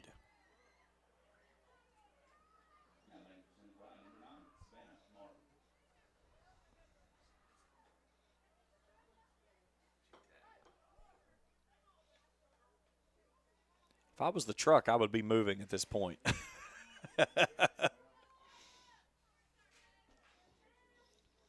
So Savannah Mart steps in. She lined out to Gauls her last time through. First pitch at the knees for a called strike 0-1.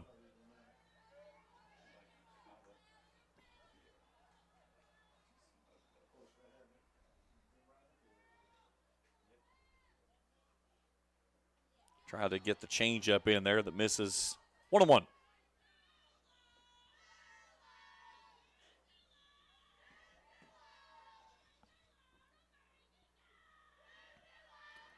There's the 1-1 from Grubb. Slow roller over to Wellman at short. The pick and the throw on the low throw. Ratliff is there. 1 down.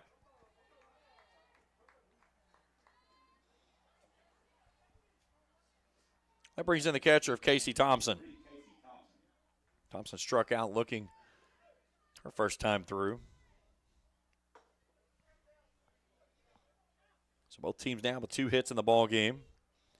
But the big swing from Ferguson changes the outcome of the scores. 2-1 Vikings now here in the top of the 4th inning. 1-0, the pitch down and in.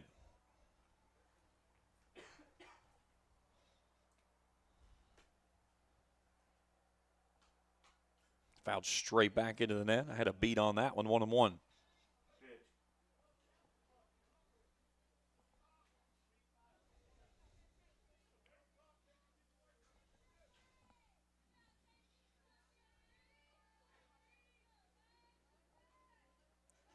One stays up out of the zone. Grubb tried to sneak one in the top half of the zone there and could get it to drop in. 2 balls and a strike to the catcher for the Vikings. Chopper third base side, but foul. 2-2.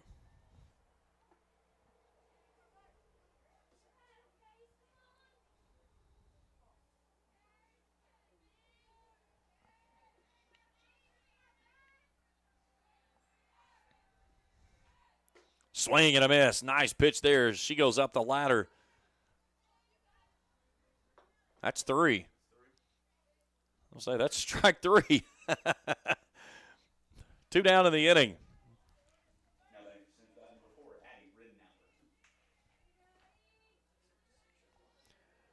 So Addie Riddenhauer had the bunt single back in the 3rd inning. She lifts this one skyward and it'll drift out of play.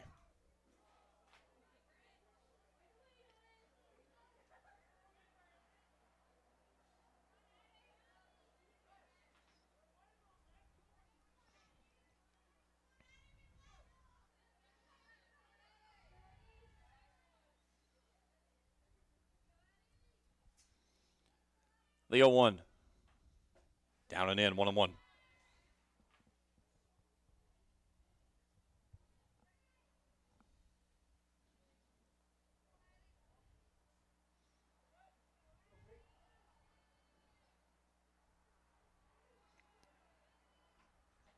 Swing and a miss. 1 ball and 2 strikes.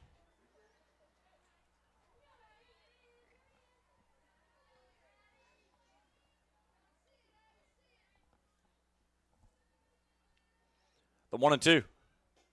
Tries to go upstairs and misses. Count evens at 2 balls and 2 strikes.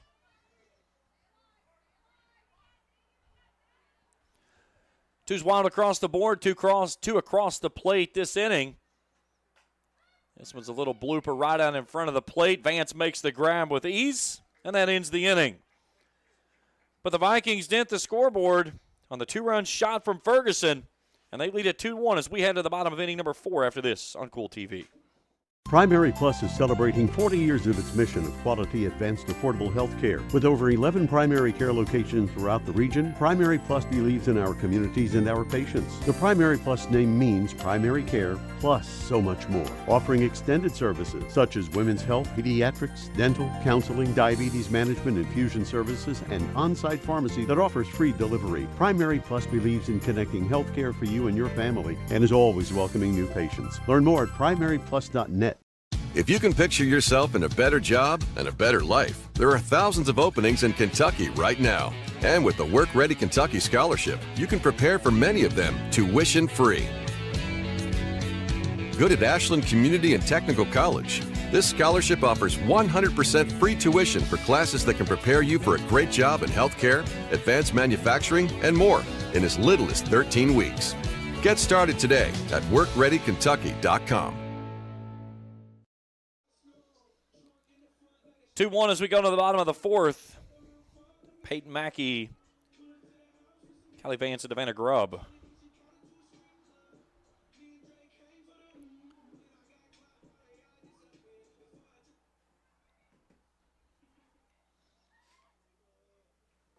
Big swing of the bat from the third baseman of Ferguson. Parked one out on the hood of the truck there in center field.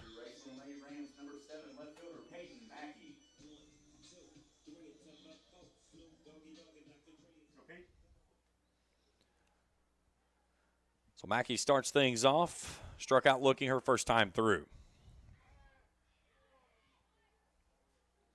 Mackey went 1 for 2 in the win over Huntington with a pair of walks.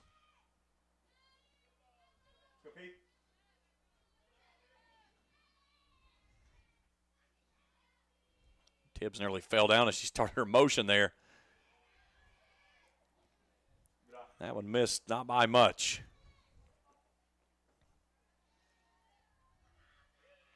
Both teams with 2 hits in the ball game thus far.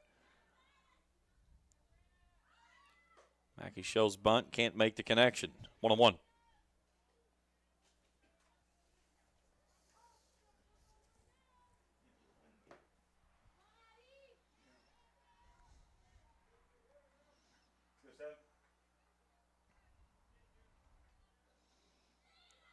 There's the 1-1.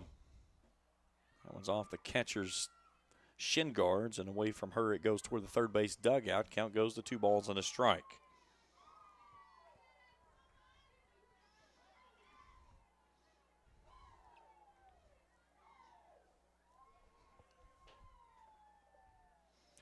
Two-1.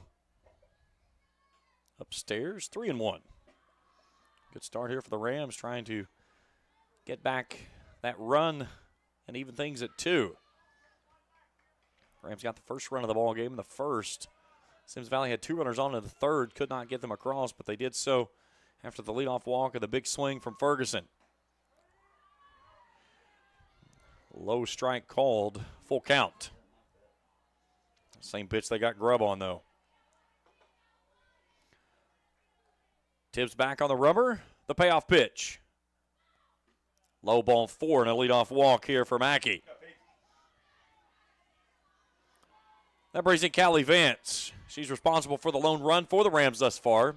Had an RBI single to right her last time through.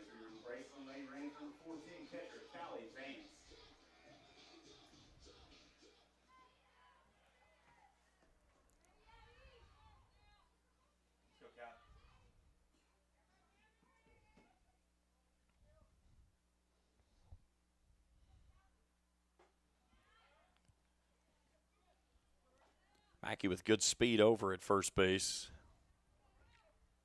has only attempted 8 stolen bases this season, though. She has been successful in all 8 of those. Pitch up and in. 2-0 to Vance. Savannah Grubb in the on-deck circle would go next. Big opportunity here for the Rams with the leadoff runner aboard and Vance ahead 2-0. Here's the 2-0. Hot chopper right back to Tibbs. She'll go to second for 1. They come to first for 2 and a double play. 1-6-3 on the putout. Here's a look at it on your Grayson Sporting Goods instant replay. A beautiful turn there by Brenna Tibbs as she turns and fires a strike into Simpson, and the second double play of the ball game empties the bases, and 2 down now for Savannah Grubb.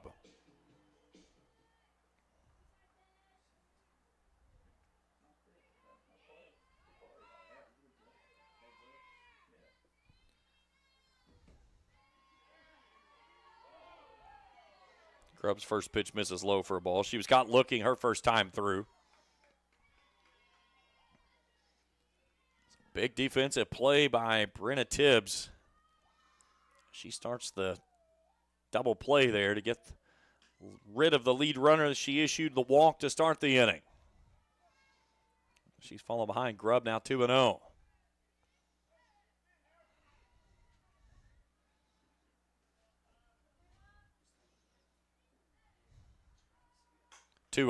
Fisted foul over toward the first base side.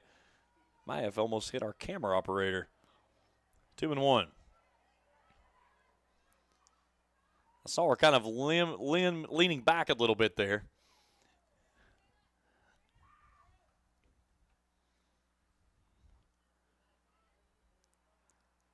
Here's the 2-1. Up and in. Holy moly, that one will draw your attention real quick. Here's the thing, too, is with that lefty, that natural movement she's getting already, and then the wind's kind of blowing across that way. It's just adding to it. Got a big smile there from Savannah for a moment. Here's a 3-1. Off the end of the bat, heads-up dugout again. Raceland's almost had a couple of players peppered by foul balls. This time it was Reagan Mackey. 3 balls, 2 strikes, 2 down in the inning. Payoff pitch. Downstairs ball 4 and a 2-out walk issued to Grubb. We'll get a courtesy runner for her. Carly Fannin will come on to run. That brings in the Rams' third baseman of Reagan Mackey.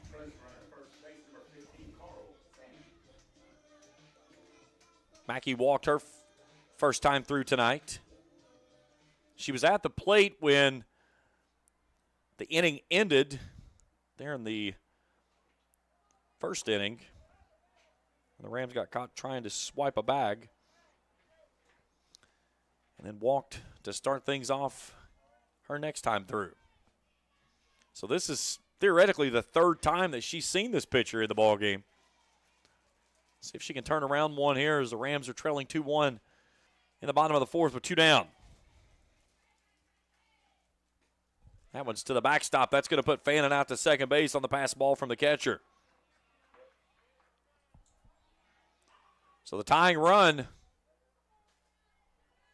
stands out at second now for the Rams.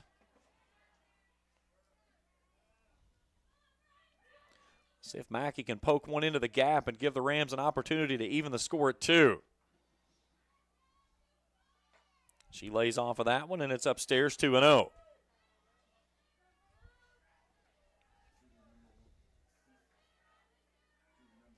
Mackey was 0 for 1 with a walk in the win over Huntington. Had the game-clinching RBI here in the championship game against Elliott.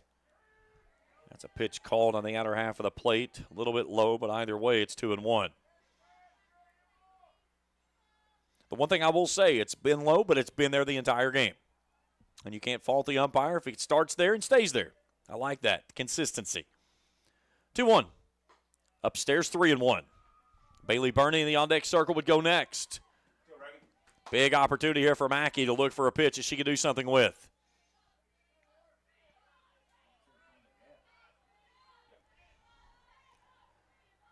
The southpaw back to work with a 3-1. Downstairs ball 4, and there's 2 on.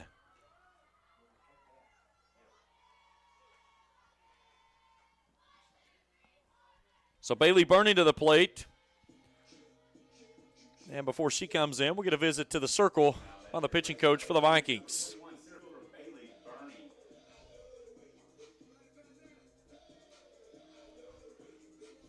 Very cold night here in Raceland, and it has been a plethora of weather this week.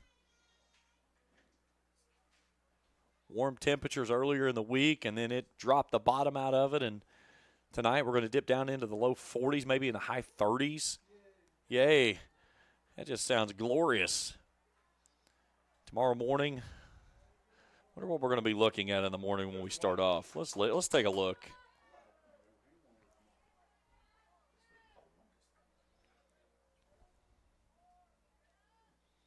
Looking right about 52 first pitch tomorrow morning.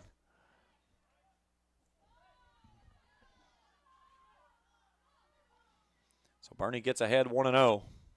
Rams have got to be patient here, making Tibbs work here in the 4th. Tying run out at second. Go ahead run over at first, but 2 down in the frame. That's down and away, 2-0. Tibbs has fallen behind 2-0 to the last few. Seeing an umbrella pop up and a little bit of precipitation looks like floating around out there. Here's the 2-0. Very high strike called, 2-1.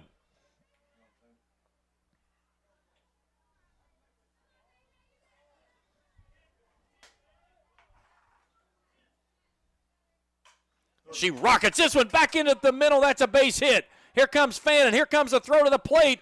Fannin falls down. Now she's in a pickle. They're going to bring her to the plate, and she's out on the tag at the plate. 8-2, 5-2 on the putout. Fannin was coming to the plate, and she slipped coming around third, and the tying run gets erased on the putout. Rams threaten in the 4th, but they trail it 2-1 as we head to inning number 5 after this on Kool TV. I'm April Perry, the CEO of Kentucky Farmers Bank. On average, our employees have been with Kentucky Farmers Bank for over 10 years, and that is important to you and us. We want you to know who you are dealing with. Whether you are financing a new home, buying a car, or remodeling your kitchen, Kentucky Farmers Bank is the better bank for all your needs. Kentucky Farmers Bank, the better bank for all your financial needs since 1931. Located in Ashland, Summit, and Catlettsburg. KentuckyFarmersBank.com. Member FDIC and equal housing lender. If you're looking for a complete discount pharmacy with old-fashioned service and excellent prices, look no more. Since 1979, Stultz Pharmacy has provided our area with the finest in pharmacy care, 24-hour emergency prescription service, free delivery, and drive-through service for prescriptions. Stultz Pharmacy continues to fill all of your expectations. They carry a nice selection of gift items. For hometown service, see the professionals at Stultz Pharmacy in Greenup. More than you expect from a pharmacy. Stultz Pharmacy. Bob Ross out showing off on the sky tonight. Look at those beautiful skylights over top of Raceland Worthington area here tonight. 2-1, Symmes Valley still in front.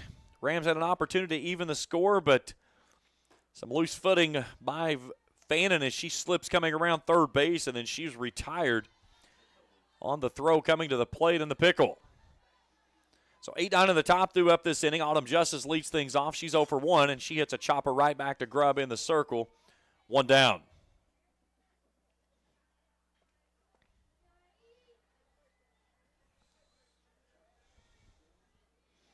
That brings in Addie Hawk, who's 0 for 1.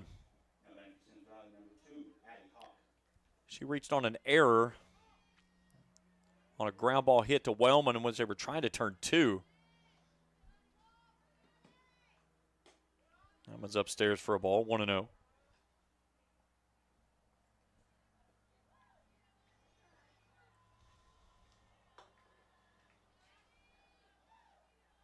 The 1-0. Swing and a miss. Got her to chase. Count evens at 1 ball and 1 strike. Blue Jays have jumped out in front of the Rockies 1-0. Brewers in front of the Orioles 2-0. Rays lead the Giants 1-0 down at the Trop. Angels put 3 on the Red Sox in the first. They lead it 3-0 up in Boston. Kansas City leads the Mets 1-0. Braves lead the Marlins 1-0.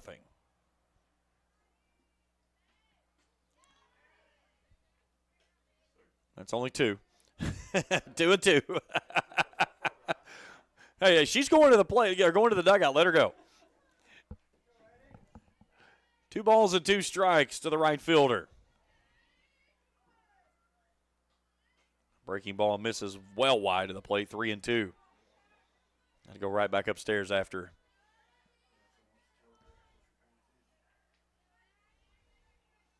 Here's the payoff pitch.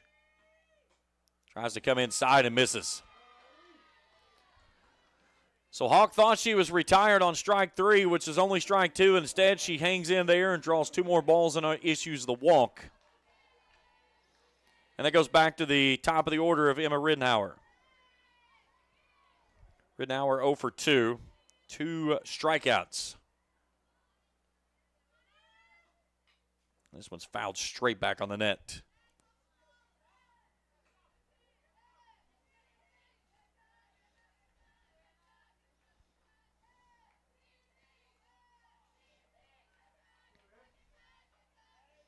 Lincoln County, West Virginia, and Raceland will get squared up next.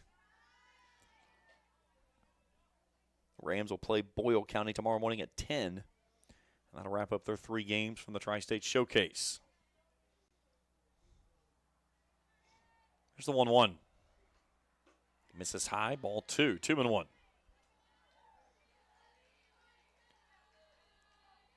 Symmes Valley with only 2 hits in the ball game, but one of those being the 2-run shot from Ferguson. All of a sudden, Grubb struggling to find the zone. Riddenauer's ahead now 3-1. 1 down in the frame, 1 on.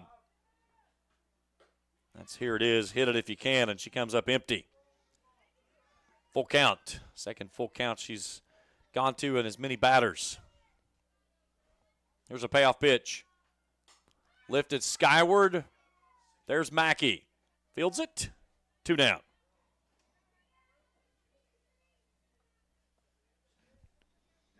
Now brings in the pitcher, Brenna Tibbs. Tibbs lined out to Wellman her first time and then hit a rope right at Peyton Mackey out in left field her last time through.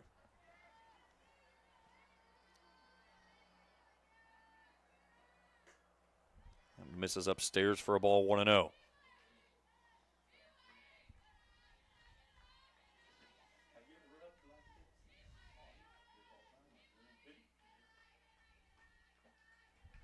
Downstairs. Nice job there by Vance to keep it in front of her.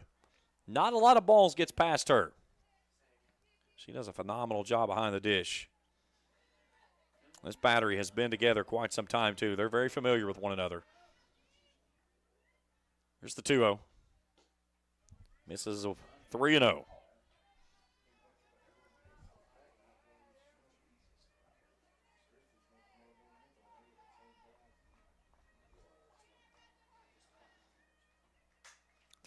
Blistered right at Bernie, dropping back, jumping up and making the catch. What a grab there by Bailey Bernie as she leaped right in front of the fence and makes the grab, and that'll end the inning. Man, what a play, Bailey. Symmes Valley threatens they leave a runner aboard, but they get none. Time to stretch. 2-1 as we go to the bottom of the 5th after this on Kool TV.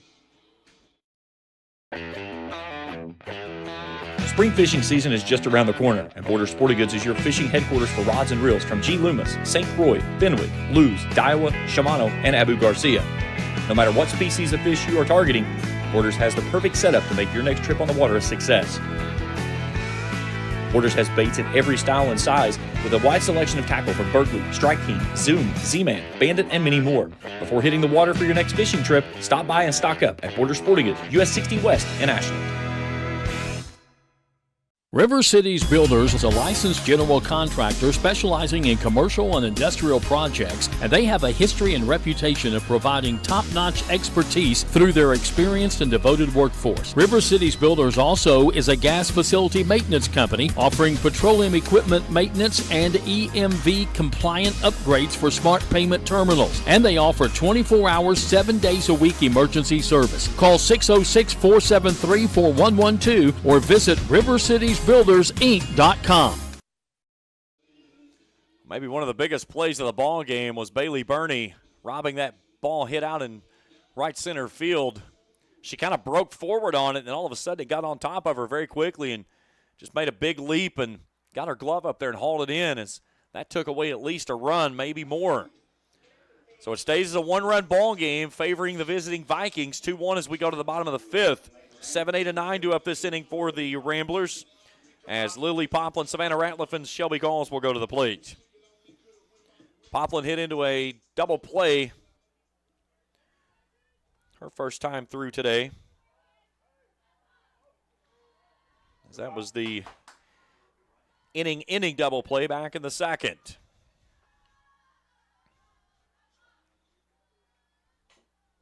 Chops this one over to the third base side. Ferguson fields and throws. Low throw, but picked down to the turf by Mart. One away. And I believe they're calling it a foul ball now. Now the umpires are going to get together.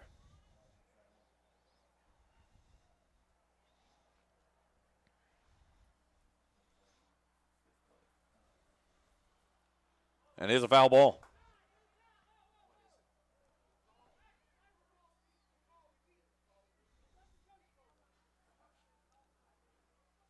Now the head coach for the Sim Valley Vikings coming out to argue his case.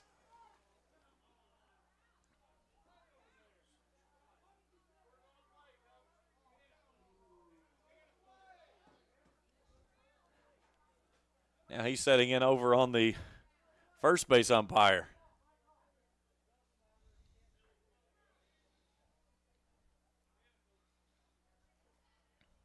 So Poplin with new life.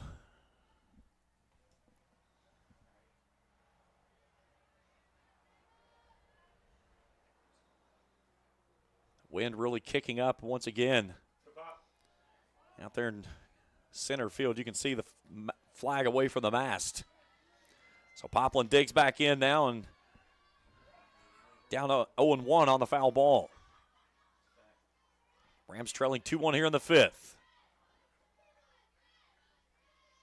0-1. That's nowhere close, 1-1. That's one pitch that Tibbs has really struggled with tonight, is trying to find that kind of that change up, that little bit of a high drop ball, if you will. 1-1. That was downstairs, 2-1.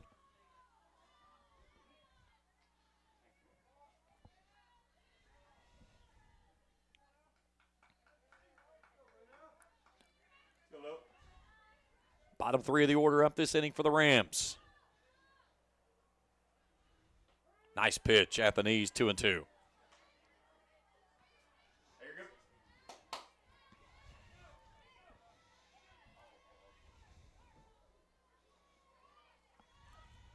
Tibbs back to work, the 2-2. Sent foul straight back over top of the press box as Poplin hangs on. Nightfall starting to settle in here around the ballpark. Lights on at the stadium. And a game just over an hour long and 32 minutes tardy of starting from the original 6 o'clock first pitch schedule. 2-2.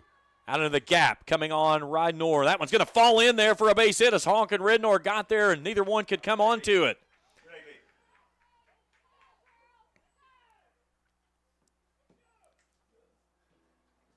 So Ridnor was on her way toward it. Honk came on, and then the ball just kind of died. We're going to get McKenna Lax on to run. So entering the flex is what's happening here. Lax with good speed over at first base, the senior, one of three seniors on this year's team. And Savannah Ratliff will step in, who's 0 for 1. She got caught looking, our first time through, and now Coach Scott Atkins is going to bring all of his players together. Nobody out here in the 5th. Tying run aboard for the Rams. Good crowd on hand here this evening for the visiting Vikings. Cold night after heavy rains yesterday and all the way through the evening and even some into today.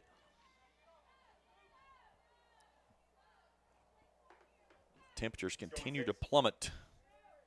One doesn't feel like any springtime anymore, more like winter. Ratliff shows bunt, looks at a called strike.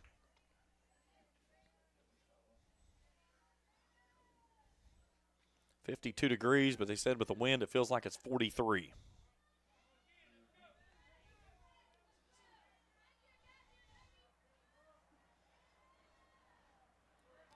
Here's the 0-1.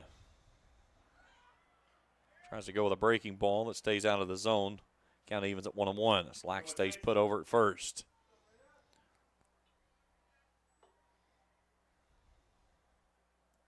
Lack's 11 of 12 on stolen bases this season.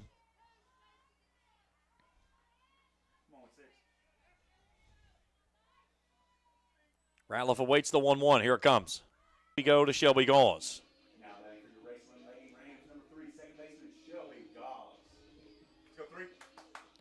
Nice play there by Tibbs. Nearly threw it down the right field line as Ridenour had to climb the ladder to haul it in. So now Shelby Gauze is 0 for 1. She grounded out to Mart over at first base. Ball down in the outfield will give Raceland a chance to tie this ball game at 2 here in the 5th. Only one down. Top of the order stands in the on-deck circle of Wellman next. Gauze looks at the breaking ball, or the changeup, excuse me, that's in there for a called strike. That time Tibbs was able to pull the string and get it to tumble in there.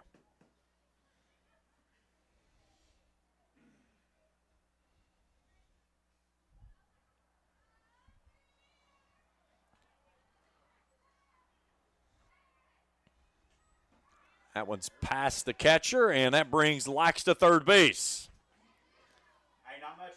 So the wild pitch now puts the tying run 60 feet away. And now let's see if Gauze can just get anything in play except for back to the third baseman or the pitcher. Now the infield on the left side is going to come in. Now the whole infield's coming in.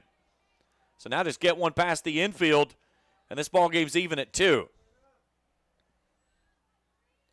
Here's the 1-1. Stays upstairs, 2-1. Vikings fans starting to bark on that side of things, not happy with the call.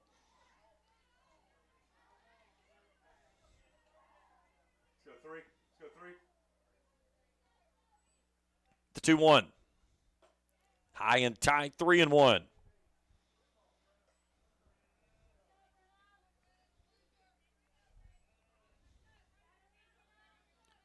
Gauze on the season has only walked 3 times. Batting .500, though, from that 9-hole. Trying to roll the lineup back to the top of the order. She ropes this one into the gap. That one's in there for a base hit.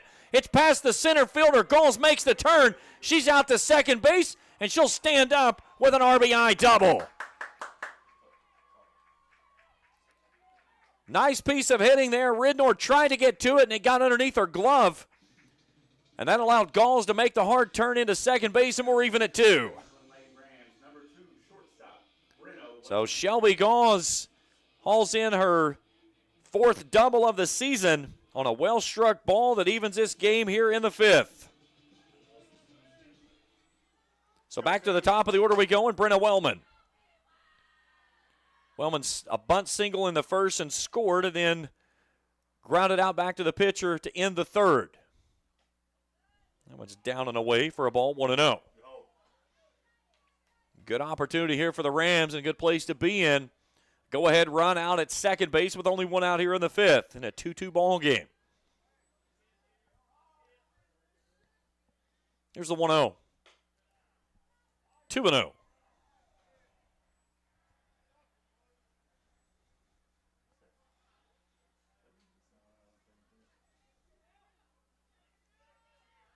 go 2.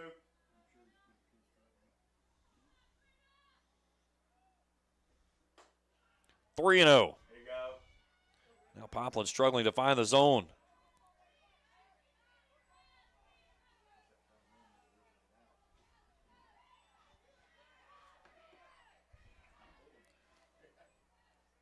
Here's a 3-0 from Tibbs. Right down Broadway for a called strike, 3-1. Peyton Mackey goes next. Run around at second base. That's the go-ahead run for the Rams. We're even at 2 after the RBI double from Shelby Gauze. 3-1. Little roller back to the pitcher. Tibbs will go to first base. That will allow the runner to move to third. So now the go-ahead run is 60 feet away as we go back to the top, or go back to Peyton Mackey with 2 down in the inning. Tibbs made the smart play there as Gauze broke on contact. She probably had a play, but she took the smart play and got the out. So now Mackey 0 for 1, struck out swinging and then walked her last time up, and first pitch misses high for a ball. Raceland has to understand where they are in this part of the order. Got to do anything you can to get the lady in the on-deck circle to the plate here. That's Callie Vance. Mackey comes up empty on that one. 1-1.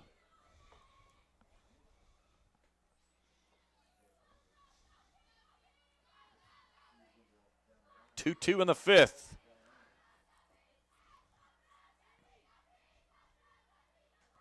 That one's down and away. That one catch past the catcher. Gauze started and froze. Now she's coming to the plate. They're not going to have a chance at her. She gets in there safely, and the Rams take the lead 3-2. Gauze gambled and came up lucky. She was dead to right as she started down the line, and right there she froze. And then got lucky with an errant throw and is able to slide in there, and the Rams take the lead. So base is empty now, 2-1 to Mackey. That one's upstairs, 3-1. So Raceland plates 2 here in the fifth to retake the lead for the first time since leading 1-0 in the first. Here's a 3-1. Fouled away. Good hack there by Mackey, but just got a little bit underneath it. Great ball game we've had here, excuse me. Both pitchers have been after the hitters much of the ball game. Tibbs with 3 strikeouts, Grubb with 5. Payoff pitch here with 2 down in the inning. Upstairs, ball 4. And a 2-out walk to Mackey brings Callie Vance to the plate. Vance 1 for 2. RBI single in the first. And then she grounded into a double play her last time through. That came back in the fourth after the leadoff walk to Mackey.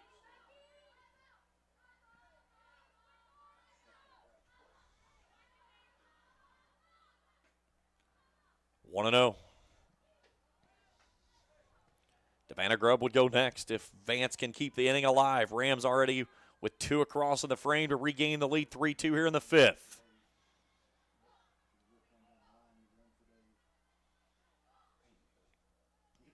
The 1-0. That one's to the backstop. That allows Mackey to easily move out to second base. And I will not be surprised here if they don't look and say, put Vance on.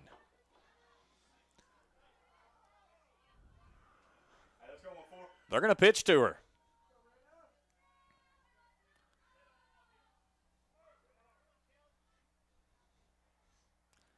Tibbs awaits. Here's the 2-0 delivery. This one's fisted straight back on the fence. Vance got everything she wanted on that one, just got in on her hands a little bit. Hey, top half, let's go 1-4.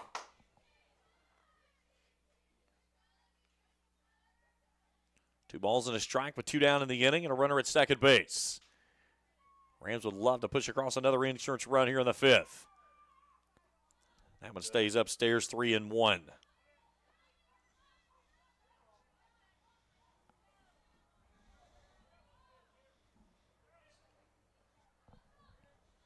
Savannah Grubb would go next. 3-1 to Vance. Fouled away. Over onto the football field. It's a full count.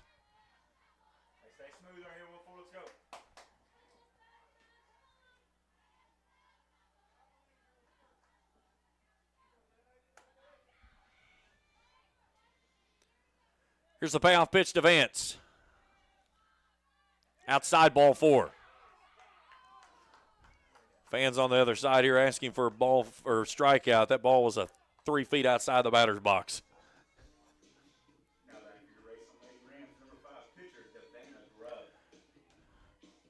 Jill Reif will come on to run for the catcher.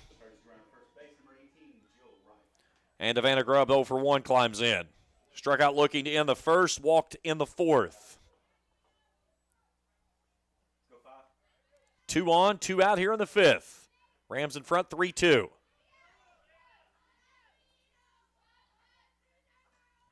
That one's upstairs for a ball, 1-0.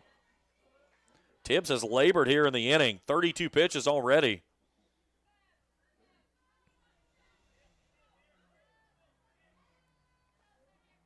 That's way over her inning high of 24 in the inning prior to this. This one's in the turf, and a nice read there by Mackey as she took third base easily on the ball downstairs. So she moves up to third. Reif out to second, and we'll get a meeting to the circle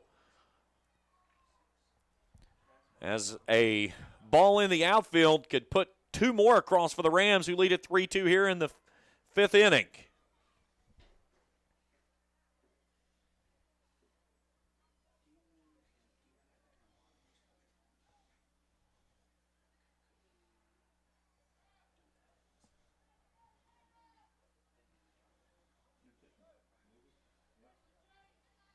And we're going to get a pitching change.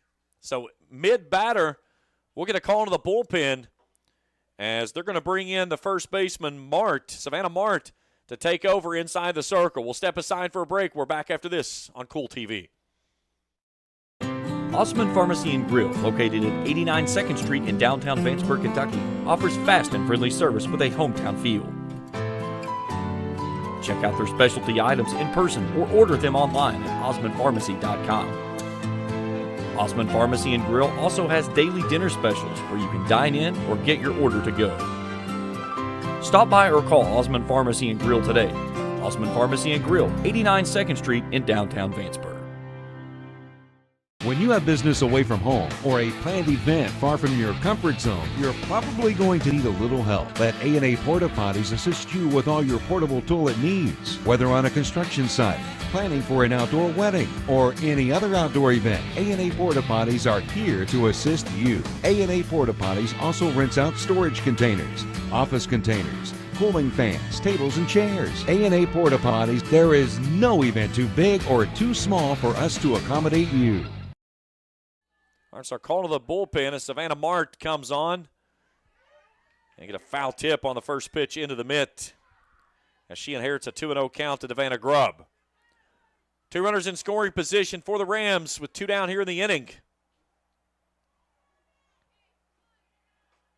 Breaking ball wide, 3-1. Tibbs has moved over to play first base. Her book is still open as she's still responsible for the 2 runners on board. Rams with 2 here in the inning. They lead at 3-2. That's low, ball 4, and they're loaded. And Reagan Mackey to the plate. 2 walks for the senior. Carly Fannin coming on to run for Grubb.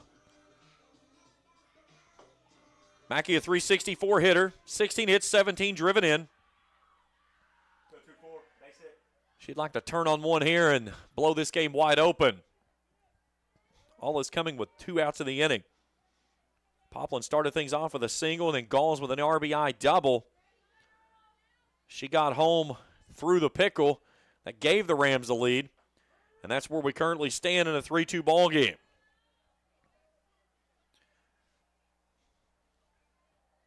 Mackey at third, Reif out at second, Fannin over at first. 0-1, down and in, 1-1. Bailey Burning would go next if Mackey finds a way on. Big opportunity here for a big inning for the Rams. They've answered the 2-run 4th from the visiting Vikings with 2 here in the 5th. The 1-1 offering. Breaking ball, just misses. Good pitch.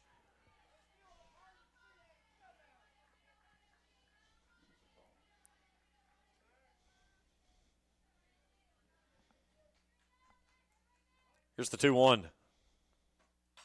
Off the bat and foul. First base side. 2 balls and 2 strikes.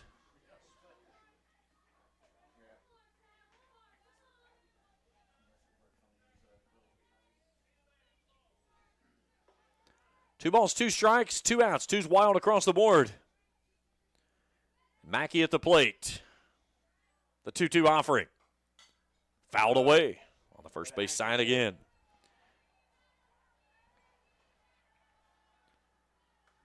Ball in the gap here would give Raceland at least 2 more. Good speed with Rye found at second base. Outfield straight away. Another 2-2. And that one's going to drop in there and falls in and then gets past the right fielder. 2 runs will come around to score. Fannin goes first to third. It's a 2 RBI single for Reagan Mackey, and the Rams make it 5-2 here in the 5th. A little bleeder right over top of the second baseman's glove.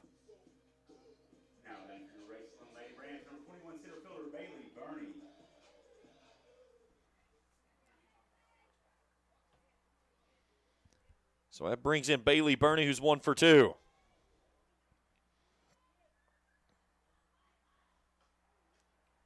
She looks at a breaking ball that's well off the plate. Burney provided a ball that could have put the Rams in front, or it tied the game, I should say, back in the 4th inning. But as Fannin was coming around third, she slipped and then was retired on the throw to the plate on the pickle. She rocked one right back up the middle. 1-1. That one's a bleeder over toward the right field side. That one falls in again. Mackey goes first to third, and then moving up is Burney on the throw. So heads up base running for the Rams. An RBI single for Bailey Burney. 6-2 Rams here in the 5th.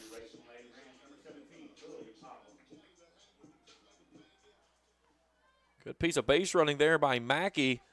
She was aggressive on the play. And then Burney, seeing the throw through, moved up on the throw. So we go back to Lily Poplin.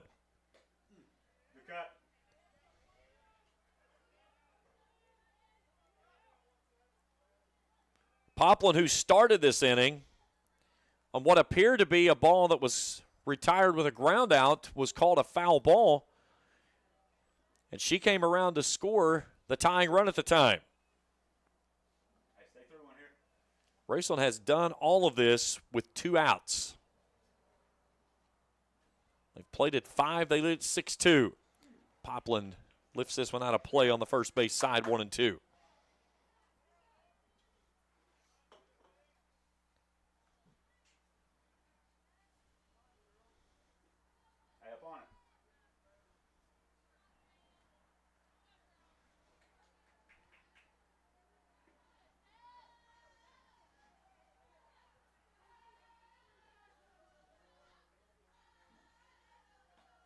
Breaking ball, down and away, 2 and 2. Savannah Ratliff will go next if the Rams can keep the inning alive. 2 on, 2 down. A 5-run spot here in the 5th. This one's a bleeder over toward the left field side. Justice comes on and makes the play, and that will end the inning.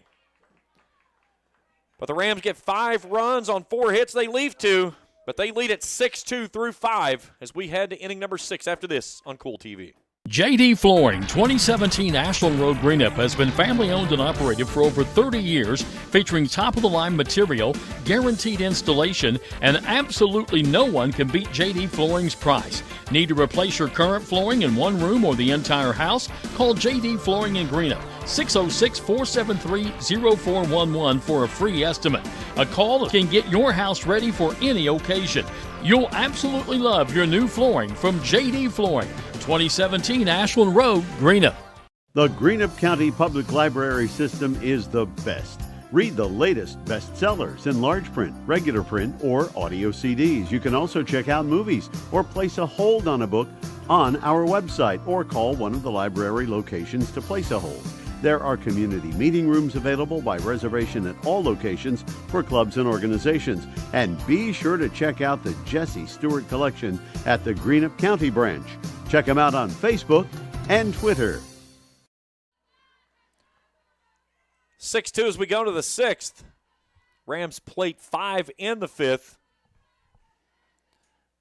4 of those coming with 2 outs in the inning. Simpson, Ferguson, and Mart, the 3 that'll go here for the visiting Vikings. Simpson's 0 for 1. There's a little bleeder out toward Brenna Wellman at short. Nice catch there on a little basket catch, Willie Mays style. 1 down.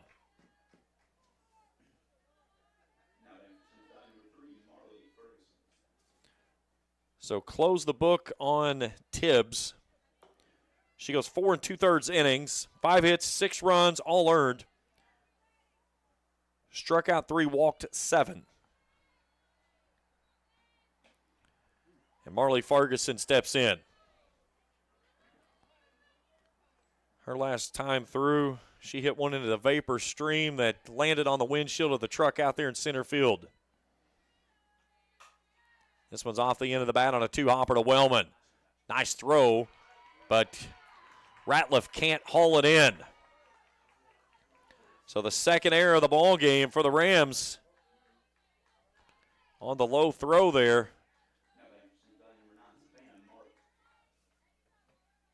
That one just hits right in the glove of Ratliff, and she can't squeeze it. So it brings in now the pitcher of Savannah Mart, who's 0 for 2. She lifts this one weakly over toward third. There's Mackey for the catch. 2 down. Not exactly the production you want to see coming through your 3, 4, and 5 hole hitters. So the catcher, Casey Thompson, steps in. Strikeout victim in the in the second and the 4th. That 1-hopper out to Mackey from the knee. She comes up and throws a dart over to Ratliff. And the Vikings go quietly in the 6th. We head to the bottom of inning number 6. Rams hoping it's the final time they need their bats tonight. They lead at 6-2. We're back after this on Kool TV. Kentucky Christian University is a private, nonprofit university located in the beautiful foothills of eastern Kentucky in Grayson. KCU offers both undergraduate and graduate programs, including the Teacher Leader Master of Arts in Education degree. They also have an array of competitive sports. Kentucky Christian University is committed to focusing on Christ while helping students build character and prepare for their future careers. Visit kcu.edu to learn more or to schedule a visit to campus. JSB Industrial Solutions, Inc. is owned and managed by Shane Wallingford to be a solutions provider for manufacturers tailoring to their specialized needs. It was created with a vision that good communication among all parties will provide the best answer to the problem. From ball mills used in pulverization to custom design of equipment or components, JSB Industrial Solutions, Inc. will gladly work with clients to resolve the issues that are prevalent. Their vision is to make your project their successful business. JSB Industrial Solutions, Tollsboro, Kentucky. Bottom of the 6th inning, 6-2 Raceland. 8-9 in the top due up this inning. We'll get a substitute for Symmes Valley as Simpson will come on to play right field, replacing Hawk.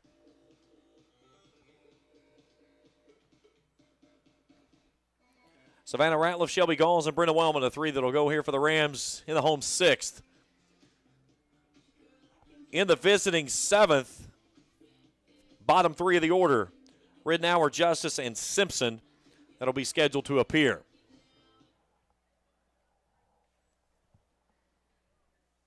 Rams played 5 there in the 5th inning, 4 of those with 2 outs. It started off the RBI double from Shelby Galls.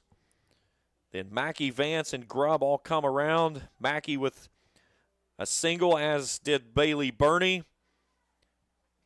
As the Rams batted around, they sent 10 to the plate that inning. So here's Savannah Ratliff. She's 0 for 1. Struck out looking in the 3rd. Had a sacrifice back in that 5-run 5th inning.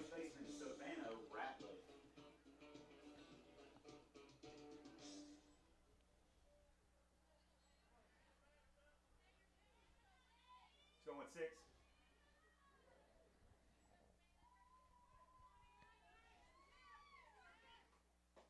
First pitch, misses down and in for a ball. Pirates have pushed ahead of the Phillies 2-1 up in Philadelphia. That game at the top of the sixth. Rays lead the Giants 2-1 in the fourth.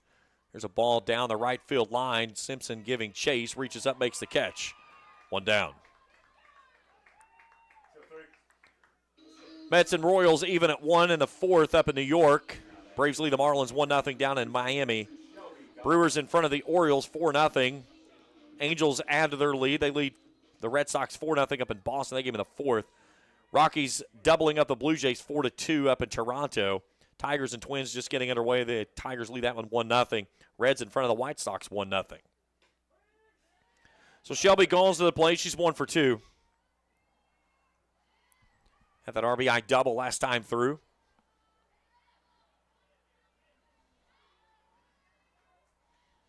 For the first time tonight, the wind is blowing straight away.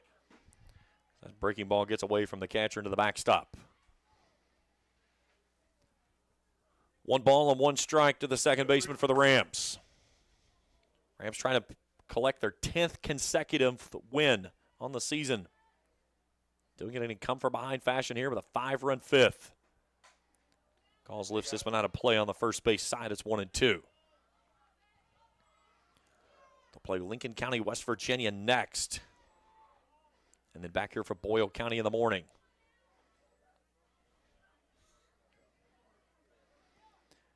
Here's the 1-2 to Galls.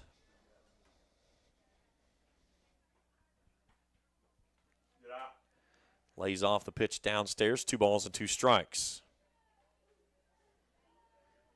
I give hat tip to this Symmes Valley team. Both pitchers they've had here tonight have been remarkable.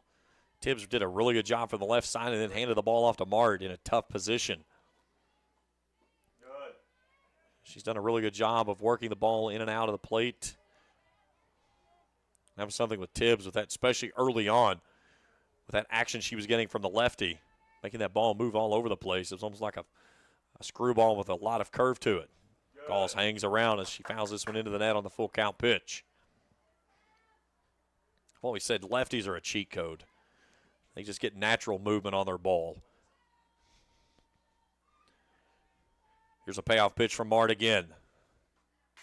Galls lifts this one to the moon, and it'll get out of play straight back over top of the press box.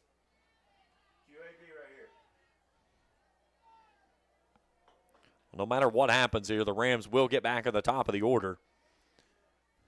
They've got a 4-run lead here in the 6th. Payoff pitch, business high and away, ball 4, and Galls is on again.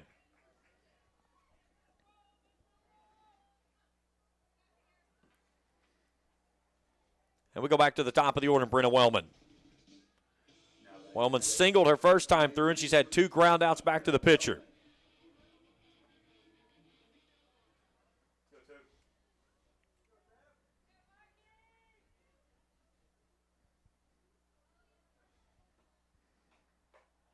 Breaking ball, misses wide for a ball, 1-0.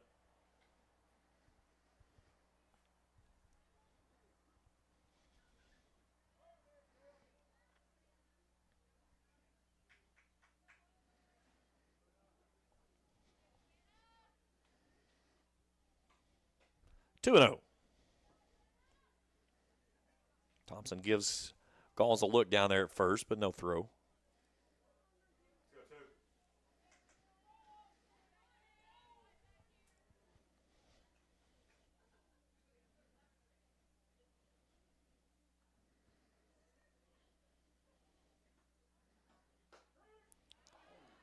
High strike called there on Wellman, 2-1. She kind of looks down at Scott Hank and says, I can't do anything with that. You do what they always say, spit on it, go to the next one. Here's the 2-1. Big swing and a miss on that one. Then they try to throw down to first base. It trickles past the glove of Tibbs into shallow right field, but Galls was not able to regain her footing and take off towards second base. So she stays at first. Count goes to 2 balls and 2 strikes with 1 out here in the 6th.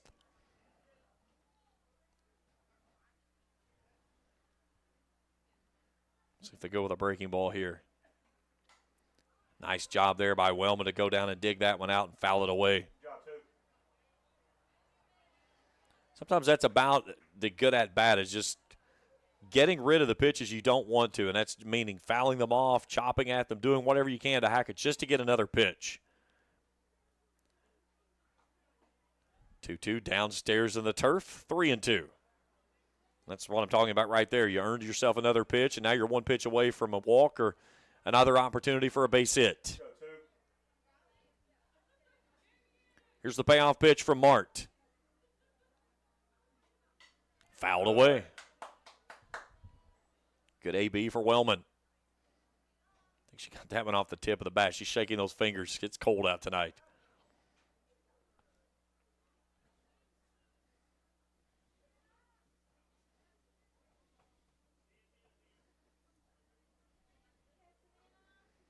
The right-hander awaits. The right-hander deals. A little weakly hit ball right back to Mart, just outside the circle. 2 down in the inning.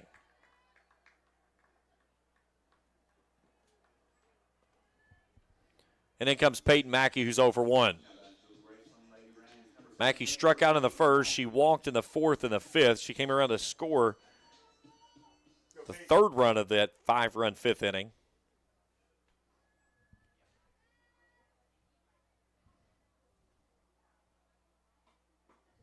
First pitch misses downstairs. Galls does not try to take off on the ball that kicks away from the catcher, Thompson. It'll be 7, 8, and 9 due up in the visiting 7th inning, when the Vikings come to the plate needing at least 4. This one's fouled away.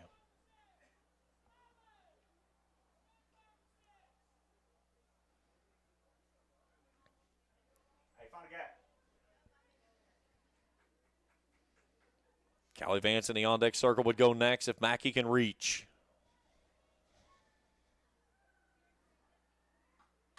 One, that one's deep. Straight away center field, dropping back. Ridnor makes the catch at the warning track, and that ends the inning. A very loud swing ends in the inning-ending flyout by Mackey.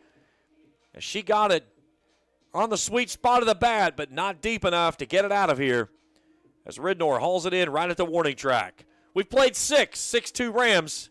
7th inning, we return after this on Kool TV. At First National Bank, we strive to make every person that walks through our doors feel like family. Because to us, you are. For over 120 years, we have lived in and served the families of Kentucky with genuine care through the good times and the bad. Come and see the difference banking with family can truly make for you at any of our 7 locations, or visit our website at www.fnbgrayson.com. First National Bank, member FDIC. Not only is State Senator Robin Webb proud to support and congratulate our youth in all their endeavors in and out of the classroom, but your State Senator Robin Webb is also proud to support and work for all the adults in her district. Robin Webb strives to put forth the best for youth and adults alike. Whether it's in Frankfort or here at home in her district, know that Robin Webb puts you first in all of her decisions she makes. State Senator Robin Webb strives harder every day to make Kentucky a better place to work, live, and have fun. Top of the 7th, 6-2. Addie Ridnour will lead things off, the center fielder who made that great catch there to end the inning. She's 1 for 2. Singled in the 3rd and it flew out to Vance in the 4th. She chops this one over toward Mackey at third base, but it bends foul. Grubb has spun up a nice one here tonight. Only 2 hits that she's allowed. The loud one coming there in the 4th. On the 2-run shot from Ferguson. That one gets away from Vance at the plate on a low pitch, 1-1. Raceland on the other side with 7 hits in the ball game. 2 miscues for the Rams defense, 1 on Wellman, 1 on Ratliff. But neither have come back to haunt them. 1-1, nice pitch there. She takes a little bit off that one and gets her to swing through 1-2.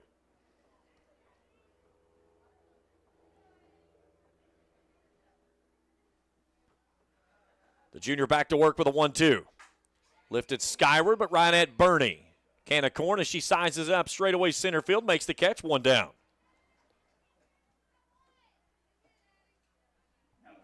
That's my producer who loves the instant replay button. He just likes to hit the replay button. Hey, we love Grayson Sporting Goods. We'll give him some love.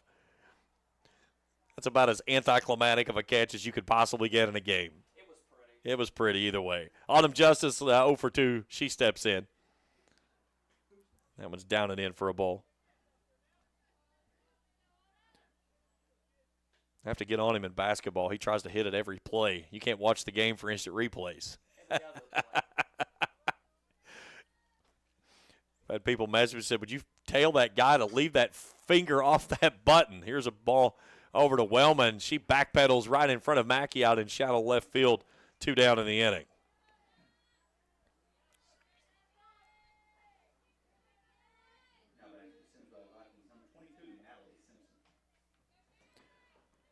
So that'll bring in the new right fielder of Natalie Simpson for her first at-bat of the ball game. Grubb trying to close things out to pick up the victory. First pitch runs it up and in for a ball, 1-0.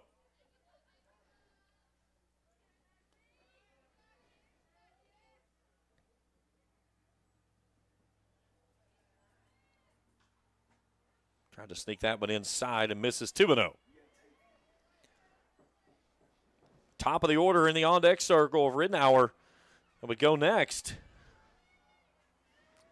Rams trying to close it out and win for win number 15 on the year. That's been a strike all ball game. Instead, it's 3-0.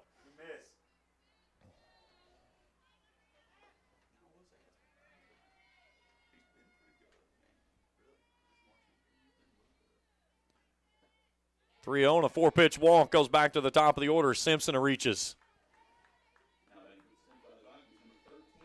So the third walk of the ball game for Davana Grubb. And that brings in Emma Ridenour. She's 0 for 3. 2 strikeouts and a flyout. And we'll get a pinch runner now as Hawk will return for Simpson over at first base.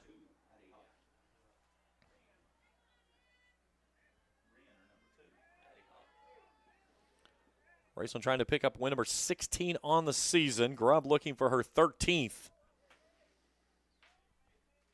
She's spun up a dandy here and got a little offense behind her back in the 5th. Big swing and a miss there by Ridenour. Spin us a breaking ball up here, Davana.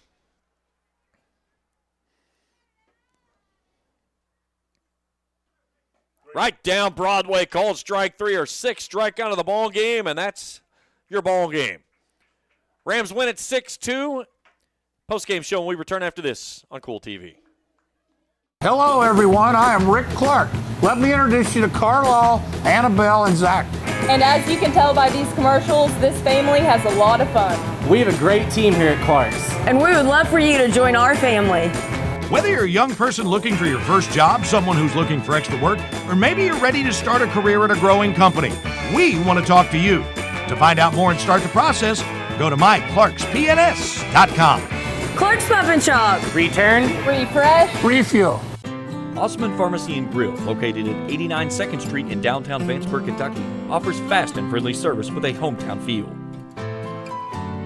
Check out their specialty items in person or order them online at osmanpharmacy.com. Osman Pharmacy and Grill also has daily dinner specials where you can dine in or get your order to go. Stop by or call Osman Pharmacy and Grill today. Osman Pharmacy and Grill, 89 2nd Street in downtown Vanceburg.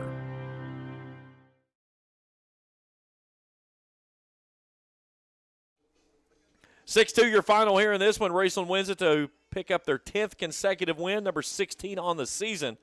Here's how it went down. The Rams pushed across a run in the first. Symmes Valley gets 2 across in the 4th on only their second hit as Ferguson launches a 2-run shot. Raceland gets 5 back in the 5th, and they cruise to a 6-2 victory. Here's your final numbers for you. Ferguson and Addie Ridenour with the 2 hits for the visiting Vikings. Raceland gets 2 hits from Bailey Burney. She's the only player with 2 hits. Gauls with a double. She drove in a run. Reagan Mackey has 2 RBIs in a winning effort. Pitching looks like this for Symmes Valley. Tibbs goes 4 2/3, 5 hits, 6-run all earned. She struck out 3, walked 7. She'll suffer the loss. Savannah Mart works the final inning in a third. 2 hits, no runs, no strikeouts. She walked a batter. Devanna Grubb goes the distance, 7 innings, 2 hits, 2 runs all earned. Struck out 6, walked 3. She'll pick up the victory, number 14 on the season for the junior. Up next for the Rams, they've got Lincoln County, West Virginia. That game will probably get started around about 30 minutes. So I'd say we're pushing probably right at close about 9 o'clock for first pitch in the nightcap here, and then the Rams back here tomorrow morning at 10 o'clock against Boyle County. Final box score looks like this for Symmes Valley. 2 runs, 2 hits, no errors. They leave 5 runners on base. For Raceland, 6 runs, 7 hits, 2 errors. They also leave 5 runners on base. Took us an hour and 47 minutes to decide this one, but the Rams explode for 5 in the 5th, and they cruise to a 6-2 victory over Symmes Valley here in the first game of the Tri-State Showcase. Our crew tonight, executive producer Travis Altworth, our camera operator Felicia Collier. Phenomenal job by those two battling the elements here tonight to bring you the coverage of this first game. Again, your final score, Raceland 6, Symmes Valley 2. Game 2 up at about 9 o'clock. Stay with us here on Kool TV. We'll be back in just a bit. Thank you for watching another Raceland Rams broadcast live on Kool TV. This broadcast of Raceland Rams softball has been an exclusive sports presentation of the Kool Sports Network and Kool TV.